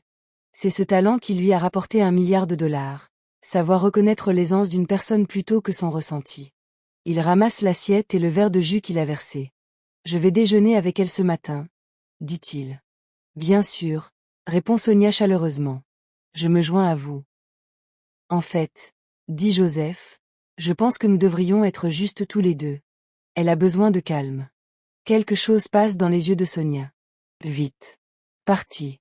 Bien sûr, répète-t-elle. Il fait encore chaud. J'ai des appels de toute façon. Joseph hoche la tête. Il sort de la cuisine. Et tandis qu'il descend le couloir vers l'aile, il entend quelque chose derrière lui. Un murmure très léger. Le bruit d'une tasse de café posée. Plus fort que nécessaire. Michel est réveillée. Elle est assise dans le fauteuil près de sa fenêtre lorsque Joseph frappe et entre. La lumière du matin filtre à travers la vitre en longs rayons chauds qui se répandent sur le sol. Elle est enveloppée dans un cardigan bleu pâle, les mains jointes sur les genoux, le regard perdu dans le petit jardin en contrebas. Elle semble paisible. Elle n'a pas l'air sereine. Joseph le remarque. Il lui apporte le plateau. Il rapproche la petite table de sa chaise. Il met tout à portée de main. Puis il s'assoit sur le bord du lit en face d'elle et prend sa propre tasse de café. C'est toi qui as cuisiné, dit-elle en regardant l'assiette. Ne fais pas cette tête-là. Elle rit. Et pendant un instant parfait, c'est le vrai rire. Le grand, le chaleureux, le franc. Celui qui emplissait autrefois leur petite maison. Celui qui disait que tout allait bien sans un mot. Joseph garde ce son précieusement. Il en aura besoin pour affronter ce qui l'attend. Ils mangent ensemble. Ils parlent d'abord de choses futiles. Son dernier voyage. La météo. La plante sur le rebord de sa fenêtre qui pousse plus vite que prévu. Le genre de conversation qui ne parle absolument de rien de tout ça. Il s'agit d'être ensemble. D'être assis dans la même pièce, de respirer le même air et de se souvenir que l'autre personne est réelle. Puis Michel pose sa fourchette. À quel point est-ce grave? Demande-t-elle. Elle parle de l'argent. Elle parle de ce qu'elle a entendu par hasard. Elle parle du bout de papier qu'elle garde plié dans la poche de son peignoir depuis 3 mois. C'est déjà assez grave, dit Joseph franchement. Elle hoche la tête. Cet homme qu'elle a rencontré, dit Michel. Félix. Joseph la regarde fixement. Vous connaissez son nom? Je l'ai entendu. Ce jour-là, dans le bureau. Et une fois auparavant. Un coup de fil. Elle pensait que je dormais. Un silence. Je n'étais pas endormie. Avez-vous entendu autre chose? Michel reste silencieuse un instant. Elle reprend la réunion. Cette petite préparation intérieure. Elle a dit quelque chose ce jour-là, commence lentement Michel. Après les chiffres. Après avoir raconté son histoire, elle s'arrête. Elle regarde ses mains. Elle a dit que la vieille dame devenait un problème. Et l'homme, Félix, a demandé ce qu'elle voulait faire. Elle a répondu. Joseph est parfaitement immobile.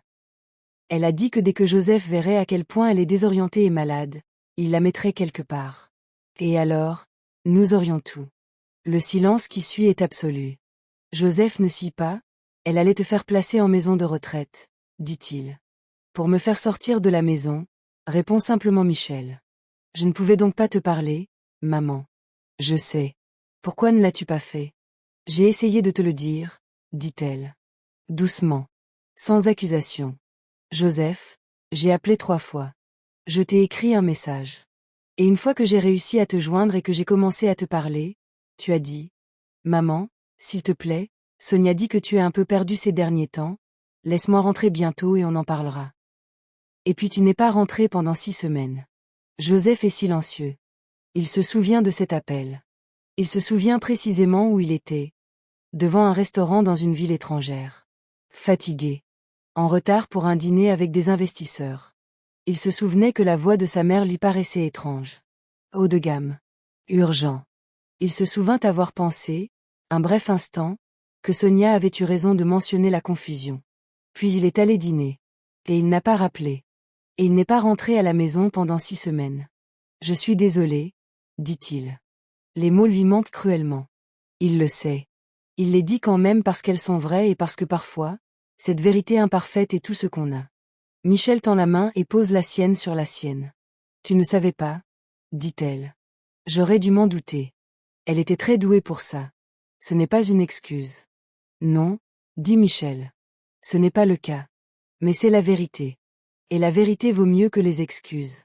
Il reste un instant à méditer sur cette idée. Puis Joseph regarde sa mère. J'ai besoin que tu me fasses confiance, dit-il. Pendant les prochaines 48 heures. J'ai besoin que tu te comportes comme si de rien n'était. Tu peux faire ça? Michel le regarde. Je le fais depuis des mois, dit-elle doucement. Et il n'y a aucune amertume dans sa voix. Un simple constat, clair et net, venant d'une femme qui a survécu à des épreuves qui auraient brisé une personne moins forte. Joseph hoche la tête. Plus pour longtemps, dit-il. Je te le promets. Il lui serre la main. Elle lui serre la main en retour. Et dehors, par sa fenêtre, le jardin se pare d'or sous les rayons du soleil matinal. Les 36 heures qui suivent seront les plus longues de la vie de Joseph Joël. En apparence, rien ne change. Le manoir fonctionne comme d'habitude. Les repas sont servis à heure fixe. Le personnel suit ses routines habituelles. Sonia répond au téléphone dans son salon privé, reçoit une amie pour déjeuner sur la terrasse, puis arrive au dîner le soir, resplendissante, sereine et parfaitement à l'aise. Joseph l'observe de l'autre côté de la table. Il mange. Il parle. Il répond à ses histoires et à ses questions. Il répète le même numéro qu'elle fait depuis 2 ans. Et il excelle dans ce domaine. Car bâtir un empire, c'est savoir affronter ceux qui cherchent à vous prendre, sourire tout en calculant sa réponse. Joseph a fait cela durant toute sa carrière. Il n'aurait jamais imaginé devoir le faire à sa propre table. Et pourtant, le voilà. Michel dîne à table ce premier soir. Joseph s'en est assuré. Il a personnellement informé le chef que sa mère dînerait avec eux et qu'elle devait se faire servir tout ce qu'elle désirait. Il a observé le visage de Sonia en prononçant ces mots. J'ai observé avec quelle douceur et quelle fluidité elle a transformé son expression en un sourire chaleureux et accueillant. Bien sûr, maman, dit Sonia en souriant à Michel par-dessus la table. Tu devrais toujours manger avec nous. Michel lui rendit son sourire. Elle était très douée pour cela aussi, finalement. Après le dîner, Joseph raccompagna sa mère dans sa chambre. Il a vérifié ses médicaments. Le matin même, il avait envoyé à David, son assistant, une liste d'ordonnances avec pour instruction de tout faire préparer et livrer avant midi. Les médicaments étaient dans son armoire à pharmacie à 14 heures. Le même jour, il a passé un coup de fil pour convenir de l'arrivée d'une nouvelle infirmière la semaine suivante. Une infirmière qu'il avait choisie personnellement. Pas par l'intermédiaire de Sonia. Ni par une personne recommandée par Sonia. Son propre choix. Au sein d'une entreprise qu'il avait lui-même sélectionnée. De retour dans son bureau, il attendit. Burnett a envoyé les documents à 15 heures, un fichier numérique et un dossier physique livré par un coursier en qui Burnett avait toute confiance. Joseph a examiné chaque page. Tout y était. Des preuves accablantes, irréfutables. Des signatures qui n'étaient pas les siennes. Des comptes qui n'auraient jamais dû exister. Des transferts qui racontaient une histoire que tout le monde pouvait suivre. Le détective Samuel Adeu a envoyé un message à 23 heures le premier soir. Félix Drummond. Je l'ai trouvé. Plus que vous ne le pensez. Appelez-moi. Joseph a appelé. Et ce que Samuel lui a dit dans les 20 minutes qui ont suivi a rendu les 11 millions de dollars presque insignifiants. Félix Drummond n'était pas consultant en technologie. Il n'avait jamais été consultant en technologie. Félix Drummond était le cousin de Sonia Justine. Un cousin proche, pas éloigné. Pas un cousin éloigné, ni même un cousin au second degré. Un cousin germain. Élevé dans la même maison. Inséparable, de l'enfance à l'âge adulte, selon de nombreux témoignages. Une relation soigneusement dissimulée. Aucun nom de famille en commun. Aucun lien de parenté n'était mentionné dans les documents présentés par Sonia avant le mariage. Aucune trace de Félix dans les vérifications d'antécédents effectuées par Joseph à l'époque. Disparition pure et simple d'un lien pourtant crucial. Ils avaient tout planifié avant le mariage, a déclaré Samuel au téléphone. Sa voix, monocorde hélas, trahissait l'expérience d'un homme qui, loin d'être choqué, reste dégoûté. D'après nos investigations, les montages financiers ont été mis en place 2 mois avant votre mariage. La société Justine Capital Holdings a été enregistrée à l'étranger 8 jours après la cérémonie. 8 jours, répéta Joseph. 8 jours plus tard, Joseph resta immobile. Il y a autre chose, dit Samuel. Dites-moi. Félix Drummond a un casier judiciaire. Fraude financière. Le nom sur l'acte d'accusation change, mais c'est bien lui. Il y a 3 ans, dans une autre ville, l'affaire s'est réglée discrètement. La victime, un homme d'affaires, a accepté de ne pas donner suite. Nous pensons qu'il a été soudoyé. Avec l'argent de qui? Un silence. On y travaille. Et Sonia? Sonia Justine l'a déjà fait, Joseph. Les mots s'engouffrèrent dans la conversation téléphonique comme des pierres dans l'eau. Pas à cette échelle, poursuivit Samuel avec précaution. Et pas avec un mari. Mais il y a un homme, un promoteur immobilier, qui a perdu une somme importante dans une entreprise avec Sonia il y a 6 ans.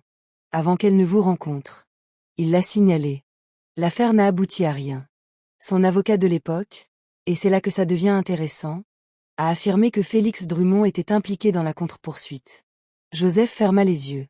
C'est une professionnelle, a déclaré Samuel. Elle a choisi sa cible avec beaucoup de soin.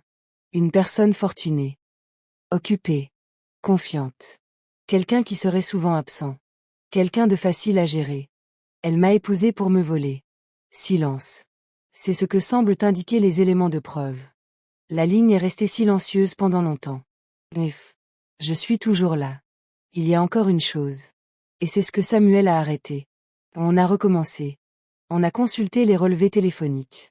Sonia et Félix sont restés en contact tout du long. Mais ces 2 dernières semaines, les appels ont considérablement augmenté. Plusieurs fois par jour. Depuis qu'elle savait que je rentrais de voyage. Oui. Elle prépare quelque chose. C'est ce qui nous inquiète. Quel genre de chose? Le silence de Samuel était de ceux qui annoncent de mauvaises nouvelles, soigneusement formulées. Il y a eu 3 appels hier à une agence de voyage. Des réservations internationales. Et une conversation avec Félix que notre équipe a partiellement interceptée. Il parlait des délais, du moment où tout serait prêt. Joseph a tout de suite compris. Elle compte s'enfuir, a-t-il dit. Nous le croyons. Bientôt. Dans quelques jours. C'est possible. J'ai déjà passé quelques coups de fil. Mais Joseph. Elle ne peut pas quitter le pays avant que ce soit fait, Samuel. Je comprends. J'y travaille. Mais j'ai besoin de jusqu'à demain matin. Tu as jusqu'à demain matin, dit Joseph. Il raccrocha. Il s'assit dans le bureau plongé dans l'obscurité. Puis il se leva. Il se dirigea vers la porte. Il l'ouvrit. Il entra dans le couloir. Et il resta là, dans l'obscurité et le silence de sa propre maison, à l'écouter respirer. Quelque part au bout du couloir, sa femme dormait. Ou peut-être pas. Peut-être était-elle allongée dans le noir, en train de suivre mentalement le cours des événements. De calculer. De planifier. Elle cherchait à déterminer le nombre de jours nécessaires. Quelque part dans l'allée, sa mère dormait. Dans une chambre qui aurait dû être un cadeau et qui s'était transformée en piège. Sous une couverture, dans une maison où son nom n'était inscrit nulle part. Dans une vie qui lui avait été arrachée discrètement, méthodiquement, par une femme qui souriait au petit déjeuner et l'appelait maman. Joseph se tenait dans le couloir. Et il a pris une décision. Pas demain. Pas dans 2 jours. Demain soir. Ça se termine demain soir. Il a sorti son téléphone. Il appela Bernard. Demain soir, dit-il, lorsque Bernard répondit. 19h, j'ai besoin de toi ici. J'y serai. Il a appelé Samuel. Demain soir. 19h Joseph, j'ai besoin de quelque chose. Dis-moi ce dont tu as besoin et je m'en occuperai.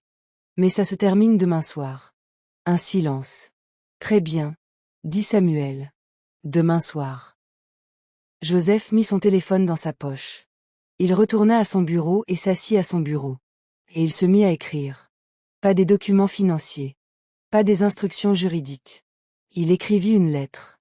À sa mère. 3 pages, manuscrites, dans la faible lumière de sa lampe de bureau. Il a écrit sur la petite maison. Sur les sacs à lunch portant son nom. Sur la nuit où elle est rentrée tard et où il s'est endormi près de la porte à l'attendre.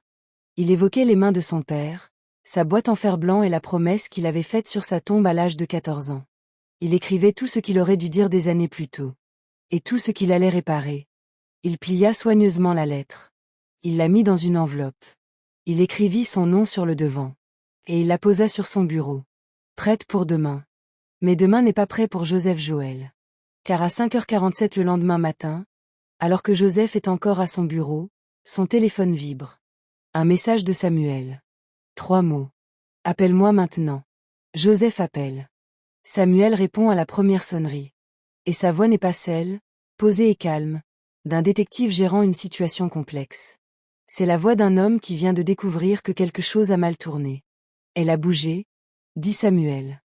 La nuit dernière, Félix a retiré de l'argent liquide. De grosses sommes. Depuis plusieurs machines réparties dans toute la ville.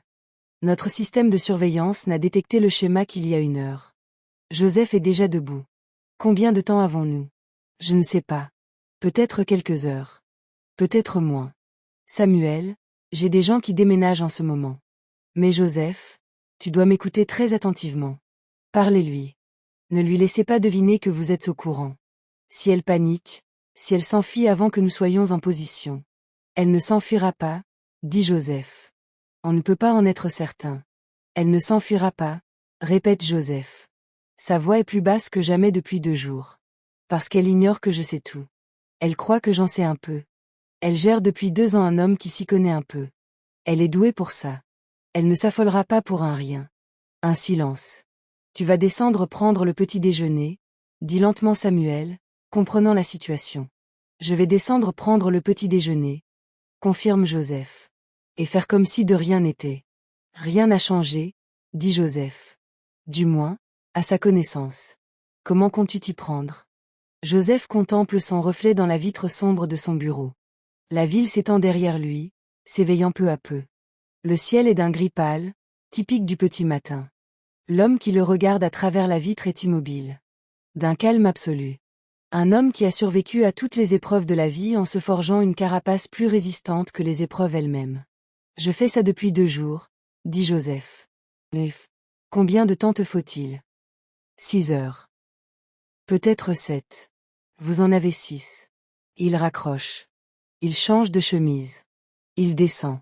Et il prépare le petit déjeuner. À 7h15 ce matin-là, Sonia descend à la cuisine.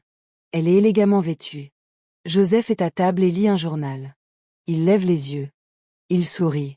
Bonjour, dit-il. Bonjour. Elle verse du café. Elle l'apporte à table. Elle s'assoit en face de lui. Tu as dormi? Un peu. Et toi? Comme un mort, dit-elle. Elle prend sa tasse. Elle le regarde par-dessus le bord. Et dans ses yeux, derrière la chaleur, derrière la mise en scène, Joseph aperçoit quelque chose qu'il n'y avait jamais vu auparavant. Il perçoit le doute. Une fissure, imperceptible, dans son calme apparent. Elle ignore ce qu'il sait. Elle n'est pas sûre qu'il soit en sécurité. Elle l'évalue. Et elle essaie de se décider. Je me disais, dit Sonia en posant sa tasse, qu'on devrait partir en voyage. Juste toutes les deux. Tu as l'air si fatiguée ces derniers temps, Anne. J'adorerais ça, dit Joseph. Il soutient son regard. Il sourit. Et le sourire est chaleureux. Et naturel. Et absolument convaincant. Car Joseph Joël a passé 42 ans à apprendre à être plus fort que les circonstances. Et c'est la dernière fois qu'il aura besoin de cette force. Sonia lui sourit. Elle prend sa tasse. Et elle le croit. Car elle ne peut imaginer que l'homme assis en face d'elle sache déjà tout. Je n'arrive pas à imaginer qu'à 19h ce soir, cette maison ne sera plus jamais la même. Je n'arrive pas à imaginer ce qui va arriver. Elle sirote son café. Elle commence à parler des endroits où il pourrait voyager. Et Joseph Joël écoute. Et attend. La journée s'écoule lentement. Comme le font les journées où l'on attend quelque chose d'important. Joseph accomplit les gestes d'une matinée ordinaire. Il passe un coup de fil à son équipe de l'Est. Il examine des documents que David lui a envoyés. Il déjeune sur la terrasse, en tête-à-tête avec Sonia, et il écoute parler d'une nouvelle décoratrice d'intérieur qu'elle souhaite engager pour le salon. Il hoche la tête. Il pose des questions. Il remplit son verre d'eau. Il est tellement doué pour ça qu'il en a presque peur lui-même. Sonia l'est aussi. Mais de temps en temps, entre 2 phrases, Joseph le remarque. Cette fine fissure de doute derrière ses yeux, qui s'élargit légèrement au fil de la journée. Non pas parce qu'il a fait quoi que ce soit de mal. Mais Sonia Justine est une femme qui a survécu en faisant confiance à son instinct. Et son instinct lui dit quelque chose. Malheureusement, il est trop tard. À 14h, Joseph rend visite à sa mère. Il reste assis avec elle pendant 1 heure. Il ne parle pas de ce soir. Il parle de son père. D'un dimanche précis où Joseph avait 7 ans et où Raymond Joël l'avait emmené à un match de football. Le trajet en bus. L'odeur du stade. La façon dont son père le hissait sur ses épaules pour qu'il puisse voir par-dessus la foule. La façon dont il mangeait des cacahuètes dans un sac en papier dans le bus du retour. Son père inventant des commentaires ridicules sur le match d'une voix tonitruante de commentateurs sportifs qui faisait rire tout le bus. Joseph n'avait pas repensé à ce jour depuis des années. Il y repense maintenant. Et il se laisse envahir par ses émotions. Chaque détail chaleureux, précis, irremplaçable. Car c'est ce que Sonia a failli emporter. Pas seulement l'argent. Pas seulement la maison. Ceci. Ce genre d'après-midi précis. Assis auprès de sa mère, il se remémorait qui il était, d'où il venait et ce qui comptait vraiment. Elle a failli lui prendre ce qu'il voulait. Et elle l'aurait fait, finalement, si elle avait réussi à faire partir Michel. En la plaçant dans un endroit calme, isolé et à l'abri des regards, les visites se seraient espacées. Les appels se seraient raréfiés. Et un jour, Joseph aurait levé les yeux de son empire et réalisé que la femme qu'il avait bâtie n'était plus là. Pas morte. Juste partie. Il a disparu dans un centre on ne sait où, alors qu'il était dans un avion, ailleurs. Sonia aurait eu tout. Joseph est assis avec sa mère dans la lumière de l'après-midi, il lui tient la main et il parle de la voix ridicule de son père, celle d'un présentateur. À 3h45, il se lève. Il l'embrasse sur le front. Ce soir, murmure-t-il. Reste dans ta chambre jusqu'à ce que je vienne te chercher. Michel lève les yeux vers lui. Tu es prêt ? Demande-t-elle. Il y réfléchit sérieusement. Non, dit-il. Mais j'y vais quand même. Elle hoche la tête. C'est la seule forme de préparation qui compte, dit-elle. Il lui serre la main. Il se dirige vers la porte. Joff. Il se retourne. Sa mère le regarde depuis son fauteuil, baigné par la douce lumière de l'après-midi, les mains jointes sur les genoux, le dos droit, avec cette expression sur son visage. Celle qu'il a lue toute sa vie. Celle qui dit tout sans rien dire. Le regard qui dit « Je suis fier de toi ». Le regard qui dit « Vas-y. Rends-moi ma cuisine », dit-elle. Et pendant un bref instant, Joseph sourit. Un vrai sourire. Le premier vrai sourire depuis des jours. Oui, madame, dit-il. Bernard Osé arrive au 615. Il entre discrètement par l'entrée latérale que Joseph lui a ouverte. Il porte une mallette en cuir, et à l'intérieur se trouve un dossier contenant tous les documents. Il retrouve Joseph dans le bureau et ils les examinent une dernière fois ensemble. Chaque page. Chaque numéro. Chaque signature falsifiée, comparée à la vraie. À 6h30, Samuel Adieu arrive avec 2 collègues. Ils ne viennent pas en uniforme. Ils viennent en civil. Ils se garent à l'écart de la demeure. Ils entrent par le jardin. Joseph les accueille dans le couloir, devant son bureau. Samuel le regarde un instant. « Comment allez-vous » demande-t-il. C'est une vraie question, pas une question de procédure. Demandez-moi demain, dit Joseph. Samuel acquiesce. Il passe en revue le plan. Ce n'est pas compliqué. Les plans les plus simples le sont rarement. Joseph appellera Sonia dans la salle à manger. Samuel et ses collègues seront présents. Bernard aura les documents. Il n'y aura pas de cris. Pas de mise en scène. Pas de théâtre. Juste la vérité, étalée sur la table, sans aucune possibilité de dissimulation. À 6h55, Joseph a trouvé Sonia. Elle est dans son salon. Elle est habillée pour dîner. Elle est belle et sereine, et elle lève les yeux vers lui avec ce sourire chaleureux et naturel. « Prête à manger » demande-t-elle. « Descends, » dit Joseph. Il y a quelque chose dont je veux parler. Quelque chose se passe dans ses yeux. Cette fine fissure. Ça va ? demande-t-elle d'un ton léger. Descends, répète-t-il. Il se retourne et s'éloigne. Il ne se retourne pas, car il n'en a pas besoin. Il l'entend le suivre. La salle à manger est éclairée d'une lumière chaleureuse. La longue table qui a accueilli investisseurs, dignitaires, mécènes d'œuvres caritatives et représentants de la ville est dressée avec simplicité ce soir. Pas de décoration de table sophistiquée. Pas de fleurs. Juste la table. Et à une extrémité, un dossier. Bernard se tient près de la fenêtre. Sa mallette est sur la chaise à côté de lui. Son expression est celle d'un homme qui a bâti sa carrière sur la précision et qui ne se laissera pas déstabiliser par ce qui se passera dans l'heure qui suit. Samuel et ses 2 collègues se tiennent près du mur du fond. Immobiles. Professionnels. En observation. Le personnel de cuisine a été discrètement renvoyé chez lui plus tôt ce soir. Joseph a tout arrangé. La maison est très calme. Sonia entre dans la salle à manger. Elle aperçoit d'abord Bernard. Elle s'arrête. Elle voit Samuel. Elle s'arrête net.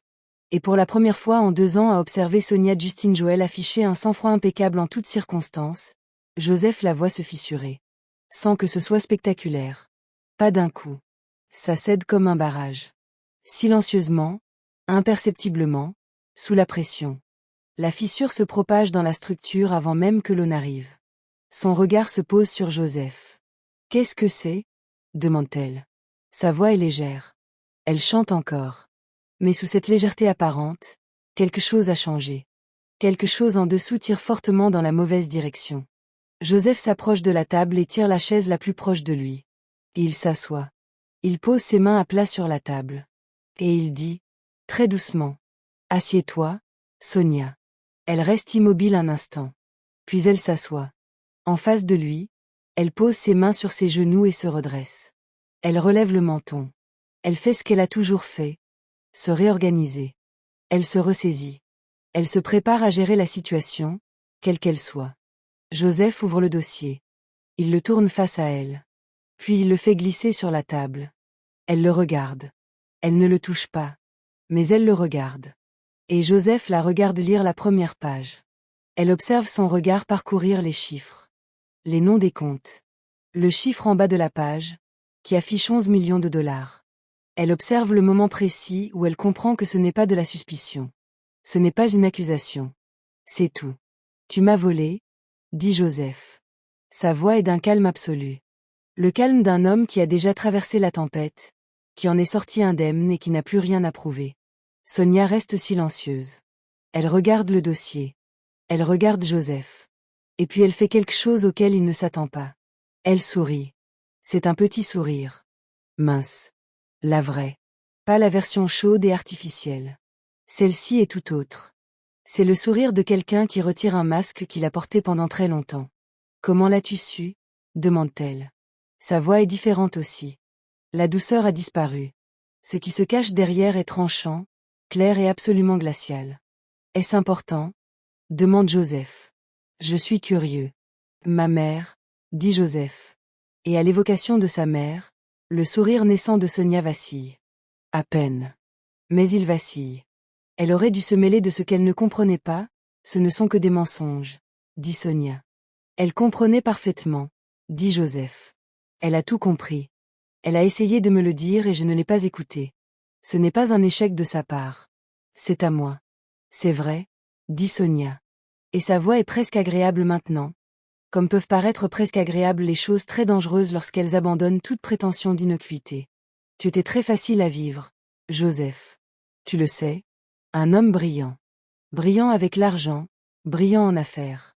Mais chez moi, on voyait exactement ce qu'on voulait voir. Je n'avais presque pas besoin de faire d'efforts.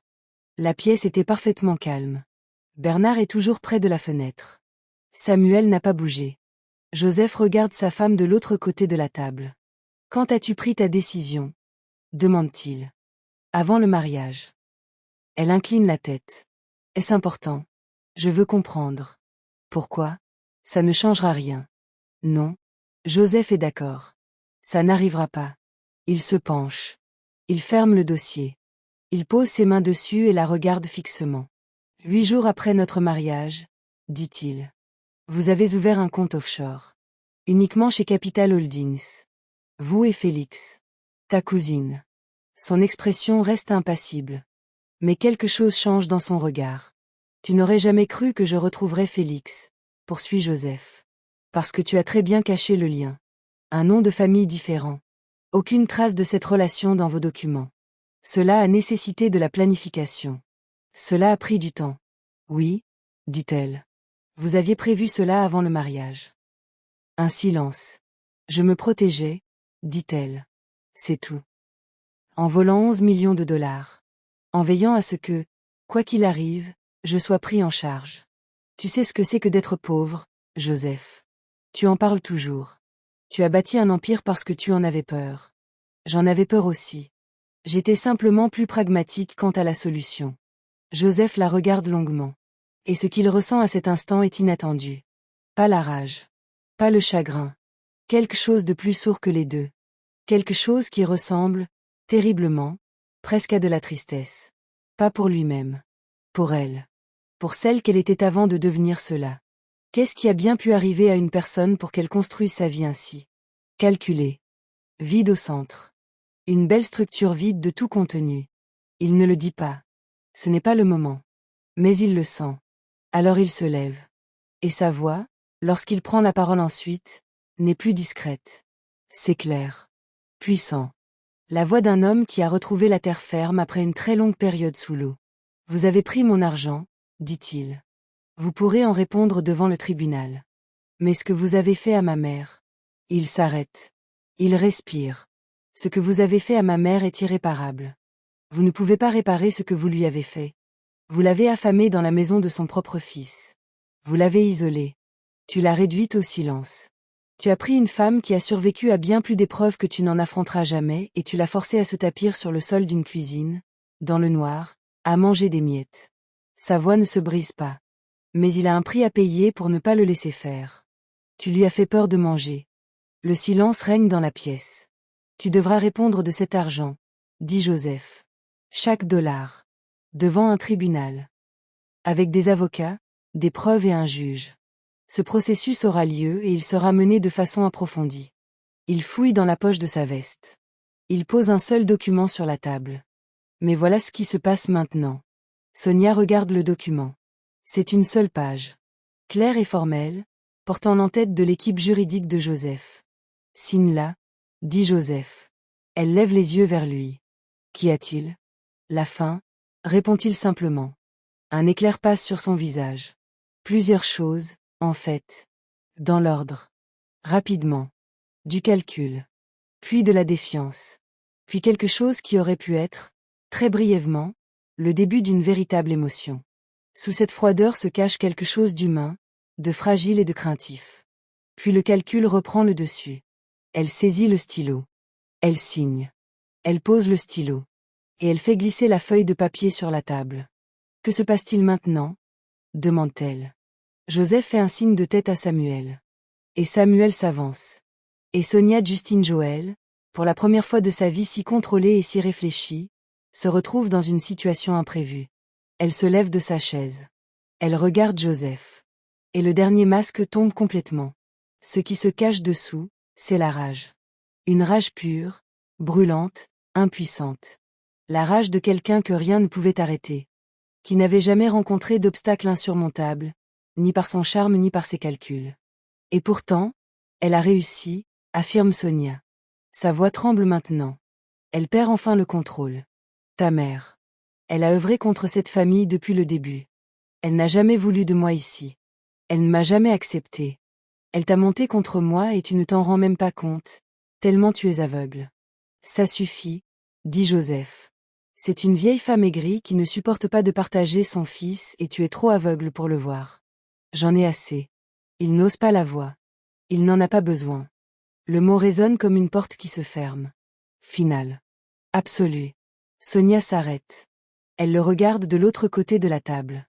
Joseph Joël la regarde en retour. Et ce qu'il dit ensuite, il le dit lentement. Délibérément. La façon de dire quelque chose qui doit être entendu pleinement et mémorisé à jamais. Cette femme a cumulé 2 emplois pendant 20 ans. Elle repassait les vêtements d'inconnus avec ses mains brûlantes pour que je puisse aller à l'école. Elle a préféré mon éducation à l'électricité. Elle est restée au chevet de mon père jusqu'à son dernier souffle. Puis elle est retournée travailler la semaine suivante, car il n'y avait personne d'autre pour me nourrir. C'est grâce à elle que tout existe dans cette pièce. Chaque carreau. Chaque fenêtre. Chaque dollar que tu as volé. Il fait un pas vers la table. Ce n'est pas une vieille femme aigrie. C'est grâce à elle que je suis là, devant vous, aujourd'hui. Et vous l'avez laissée là, sur le sol de la cuisine, dans le noir.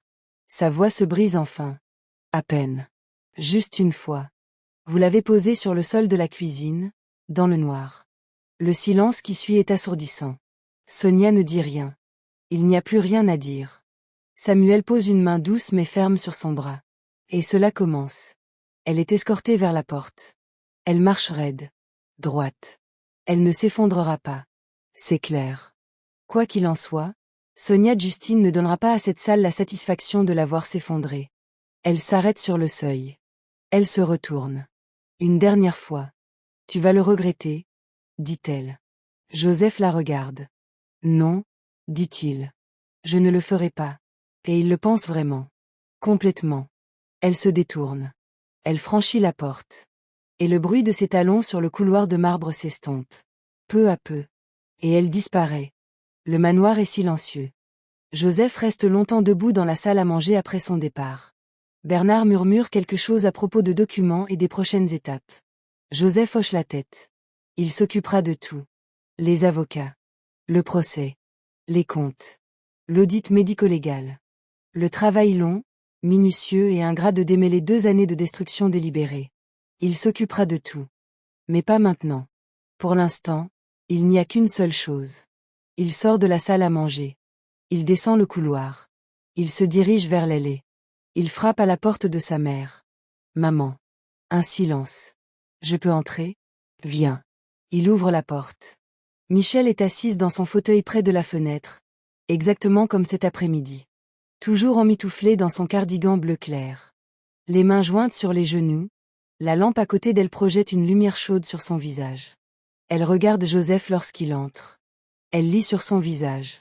Comme elle l'a toujours fait. Et elle expire. Une longue, lente et complète expiration.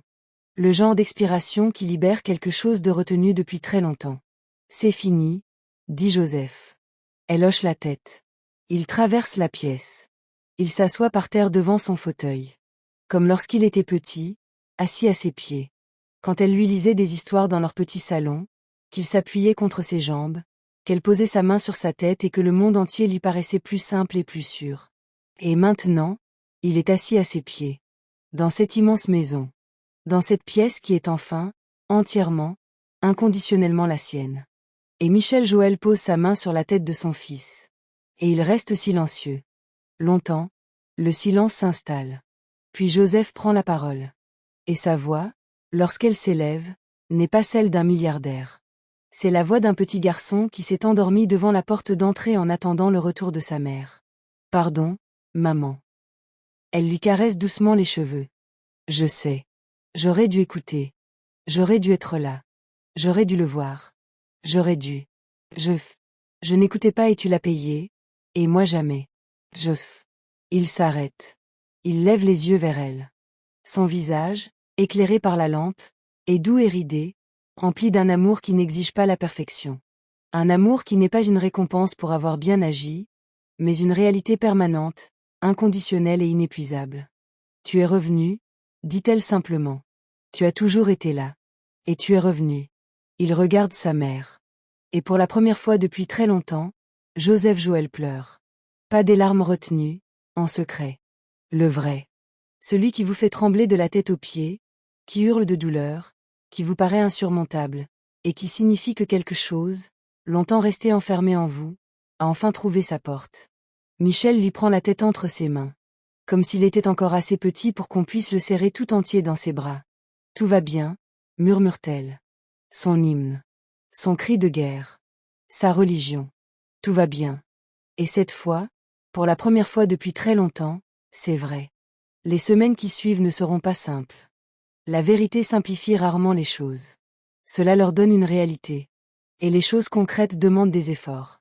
La procédure judiciaire suit son cours. Les documents rassemblés par Bernard sont si complets, si précis, si irréfutables que la procédure, malgré sa complexité, ne mène que dans une seule direction dès le départ. Félix Drummond est retrouvé. Les comptes offshore sont gelés. Le processus de récupération des biens volés commence lentement et méthodiquement, comme toute véritable justice. Sans drame. Sans raccourci. Un pas prudent à la fois. Joseph passe plus de temps chez lui qu'il ne l'a fait depuis des années. Il réorganise lui-même son emploi du temps.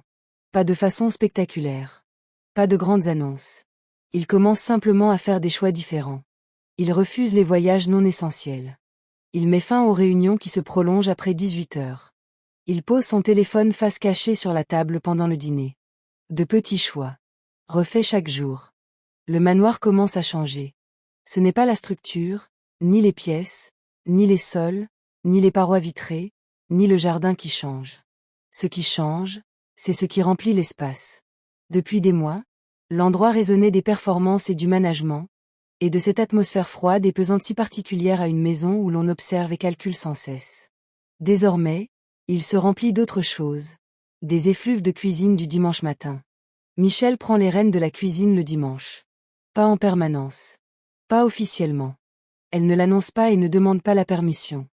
Elle commence simplement à venir le dimanche matin. Le chef, un homme affable nommé Raymond, ce n'est pas un hasard si Joseph le remarque, sans le mentionner, et le chérit en secret, apprend très vite à avoir certains ingrédients à portée de main. Car lorsque Michel Joël entre dans une cuisine, c'est pour cuisiner. Elle prépare les plats qu'elle cuisinait quand Joseph était enfant. La soupe. Les ragoûts mijotés. Le pain sucré qui demande toute la matinée de préparation et qui embaume la maison d'une douce odeur. Ces plats qu'on ne trouve sur aucune carte de restaurant, mais qui restent gravés dans la mémoire de tous ceux qui se sont un jour assis à sa table, dans cette petite maison de location. Le personnel mange avec elle. C'est peut-être le changement le plus important de tous. Non pas parce qu'il est spectaculaire. Mais c'est tout le contraire de ce qu'était la maison auparavant. La jeune servante Maria, qui avait osé parler le soir où tout a basculé, est toujours la première à table. Elle et Michel ont tissé des liens d'amitié empreints de la chaleur naturelle de celles qui ont traversé une épreuve ensemble, sans avoir besoin de la nommer. Joseph s'assoit en bout de table le dimanche soir. Il observe les visages. Le personnel. Sa mère, à l'autre bout du fil, rit avec Maria. David, son assistant, qui vient désormais dîner le dimanche avec une régularité qui laisse penser qu'il ne considère plus cela comme du travail. Bernard, de temps à autre. Samuel, autrefois. Joseph regarde sa table. Et il pense à son père. Raymond Joël, qui travaillait à l'usine et réparait des voitures le week-end, gardant son argent dans une boîte en fer sous son lit. Celui qui, dans un stade, soulevait son fils de 7 ans sur ses épaules pour qu'il puisse voir par-dessus la foule. Mort trop tôt, laissant tant de choses inachevées. Joseph pense que son père aimerait cette table. Il imagine que son père s'y installerait et commenterait le repas de façon hilarante, jusqu'à ce que tout le monde soit plié de rire. Il imagine que son père regarderait Michel et ressentirait la même chose que Joseph ressent chaque dimanche. Qu'elle ait réussi. Après tout ce qu'elle a vécu. Elle a réussi. Un mardi soir, 6 mois après la nuit passée dans la cuisine, Joseph rentre de la ville plus tôt que prévu. Il trouve sa mère dans le jardin. Elle est agenouillée dans le petit coin qu'elle s'est approprié près des fenêtres de l'ailée. Celle qui capte le soleil de l'après-midi. Elle y a planté des herbes aromatiques, 2 sortes de fleurs et un petit plant de tomates qu'elle soigne avec le dévouement attentif de quelqu'un qui sait que les belles choses demandent une attention quotidienne. Elle ne l'entend pas traverser la pelouse. Il s'arrête et la regarde. Elle parle aux plantes. Il n'entend pas les mots. Mais le ton est sans équivoque. C'est le même ton qu'elle employait avec lui lorsqu'il était enfant. Doux. Encourageant. Convaincu que ce à quoi elle s'adresse possède tout ce qu'il faut pour devenir exactement ce qu'elle est censée devenir. Joseph observe sa mère s'occuper de son jardin dans la lumière du soir. Et ce sentiment qui le traverse, il cherche encore à le nommer. C'est ce qui subsiste après que le chagrin, la culpabilité et la rage se soient consumés. C'est quelque chose de plus pur que tout cela. Une scène qui ne nécessite pas d'emphase. Il traverse le jardin. Sa mère lève les yeux en entendant ses pas. Elle le regarde en plissant les yeux sous le soleil bas. « Tu es en avance, » dit-elle. « Je suis partie tôt. » Elle le regarde un instant. Puis elle reporte son attention sur ses plantes et reprend ce qu'elle faisait. « Bien, » dit-elle simplement. Il s'assoit sur le muret du jardin tout proche et l'observe travailler. Au bout d'un moment, elle se redresse et examine d'un œil critique le petit plant de tomates. « Celui-ci est têtu, » lui dit-elle. « Il s'envole vers toi. » Elle lui lance ce regard. Celui qui, depuis l'âge de 4 ans, lui transmet tout un vocabulaire d'avertissement maternel. Il sourit. Elle secoue la tête. Elle retourne vers la plante. « Ça ira, » dit-elle, mi-s'adressant à lui, mi-accent grave la plante. « Il faut juste du temps. » Joseph, les bras posés sur les genoux, la regarde. « Maman. Même. J'ai quelque chose pour toi. » Elle lève les yeux. Il plonge la main dans la poche de sa veste et en sort une enveloppe. Elle la regarde. Qu'est-ce que c'est? Ouvre-le. Elle retire ses gants de jardinage. Elle prend l'enveloppe.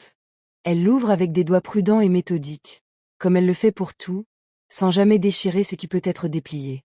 À l'intérieur se trouve un document. Elle le lit. Elle le relit. Son expression ne change pas radicalement. Mais ses mains restent immobiles. Joseph. C'est à toi. Ceci est. La maison est à votre nom, dit-il. Le transfert de propriété a été effectué légalement. Depuis ce matin, elle appartient à Michel Joël. Pas à une entreprise. Pas à une fiducie. À vous. Directement. Elle regarde le document. Puis elle le regarde lui. Je ne veux pas de maison, dit-elle. Maman, je te veux toi. Ces mots sont si simples.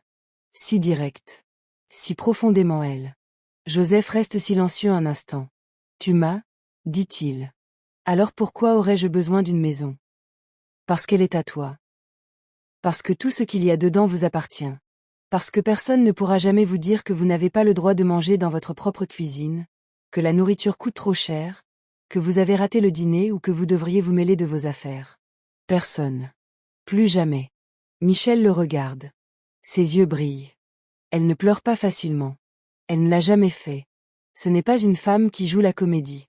Elle le ressent profondément, en secret, et cela ne se voit qu'à l'éclat de ses yeux, à sa respiration et au léger tremblement de son menton qu'elle parvient presque toujours à maîtriser. Presque. D'accord, finit-elle par dire. D'accord. D'accord. Elle plie le document. Elle le remet dans l'enveloppe. Elle le tient sur ses genoux. Et elle regarde son plan de tomates. Mais je te veux toujours. Je sais. Et le dîner du dimanche. Non négociable. Et vous rangez votre téléphone sur la table. Voilà.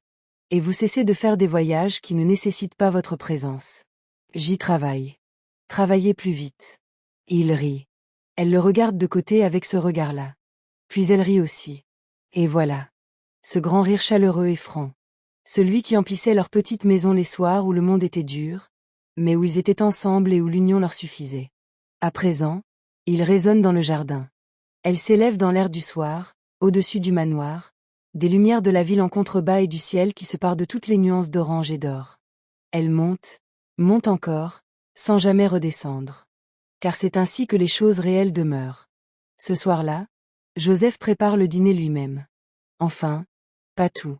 Michel insiste pour participer, et pour elle, participer signifie que Joseph est en quelque sorte un assistant qui suit ses instructions dans sa propre cuisine, ce qu'il fait sans se plaindre car elle a raison et ils le savent tous les deux. Ils mettent la table ensemble. Ils mangent ensemble. Ils font la vaisselle ensemble, côte à côte devant l'évier, comme ils le faisaient autrefois dans la petite maison après le dîner, quand Joseph était petit et qu'il était censé faire ses devoirs, mais qu'il préférait essuyer la vaisselle pour rester près d'elle. Une fois tout propre et rangé, Michel jette un coup d'œil à la cuisine. Belle cuisine, dit-elle, d'un ton qui confirme officiellement quelque chose. Merci, répond Joseph. Je vais faire quelque chose avec ces étagères, ajoute-t-elle en plissant les yeux vers les placards du haut. Elles ne sont pas bien comme ça. Faites comme vous voulez. Et l'éclairage ici est trop froid. Je vais appeler quelqu'un. Je vais appeler quelqu'un, corrige-t-elle. C'est ma maison. C'est ta maison, acquiesce-t-il. Elle hoche la tête, satisfaite. Elle prend sa tasse de thé. Elle se dirige vers le couloir. Elle s'arrête à la porte. Elle se retourne. Et elle regarde son fils, debout dans la cuisine qui est désormais la sienne.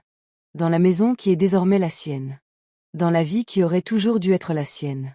Joseph, dit-elle. Oui. Ton père serait très fier de toi. La phrase le traverse lentement, de la tête aux pieds. Comme de l'eau chaude. Comme la lumière à travers une fenêtre. Il serait fier de toi aussi, dit Joseph. Michel sourit. Il l'était déjà, dit-elle simplement. Puis elle se retourne et descend le couloir vers sa chambre. Ses pas silencieux sur le marbre. Sans hâte. Sans peur. Les pas d'une femme qui sait, sans l'ombre d'un doute, qu'elle est chez elle. Joseph reste un instant seul dans la cuisine. Il la regarde. La lumière chaude. Le comptoir propre. Les herbes aromatiques dans le petit pot près de la fenêtre que sa mère y a mise la semaine dernière, qu'elle a arrosé ce matin et qu'elle arrosera encore demain. Il repense à une nuit d'il y a 6 mois. Un homme entrant dans cette pièce à minuit. Et découvrant la personne la plus importante de sa vie tapie dans l'ombre. Affamé. Seul. Je mange des restes dans le noir. Dans une maison baignée de lumière, il songe au prix de la construction d'un édifice et de son oubli. Il songe au prix de la confiance accordée à la mauvaise personne. Il songe au prix à payer pour cesser d'écouter la seule voix qui, de toute sa vie, ne lui a jamais dit autre chose que la vérité. Il repense à quel point il a failli la perdre. Pas à cause de la mort. Non pas autant. À sa propre cécité. Et puis il repense à tout ce qui s'est passé depuis. Les dimanches matins. Le jardin. Le plant de tomates dont elle est obstinément convaincue qu'il donnera quelque chose de magnifique. Le rire qui emplit chaque pièce où il entre. La main posée sur sa tête à la lumière de la lampe. La certitude simple et absolue d'être connu de quelqu'un qui vous connaît depuis le tout début. Il réfléchit à tout cela. Il se penche et éteint la lumière de la cuisine. Il descend le couloir. Il s'arrête devant sa porte. Il écoute. Silence. Un silence salutaire. Le silence de quelqu'un qui dort paisiblement chez lui. Il reste là un instant. Puis il le dit tout bas, à la porte close. À la femme qui dort derrière. À la femme qui cumulait 2 emplois, prenait le bus tard le soir, privilégiait les frais de scolarité à l'électricité et qui, dans l'obscurité, disait que tout allait bien, jusqu'à ce que cela devienne une réalité. Merci, dit-il. Pour tout. Chaque jour. Merci. Il reste là une seconde de plus. Puis il sourit. Il se dirige vers sa chambre. Par les fenêtres du manoir, la ville scintille en contrebas comme un champ d'étoiles descendu sur terre. Chaleureuse. Vivante. Exactement comme la maison au-dessus. Qui n'est plus seulement un manoir. Ce n'est plus une tour de verre où règne le spectacle, le silence et les apparences soigneusement orchestrées. C'est enfin, après tout ce qui s'est passé, enfin, un foyer. Et il disait que l'homme le plus riche de la ville habitait la plus grande maison sur la colline. Ils avaient raison pour la maison. Mais ils se trompaient sur ce qui le rendait riche. J'espère que vous avez autant apprécié la vidéo que j'ai aimé la créer. Si elle vous a touché, n'hésitez pas à liker, partager et vous abonner. Dites-moi en commentaire d'où vous la regardez. Merci, et à bientôt dans la prochaine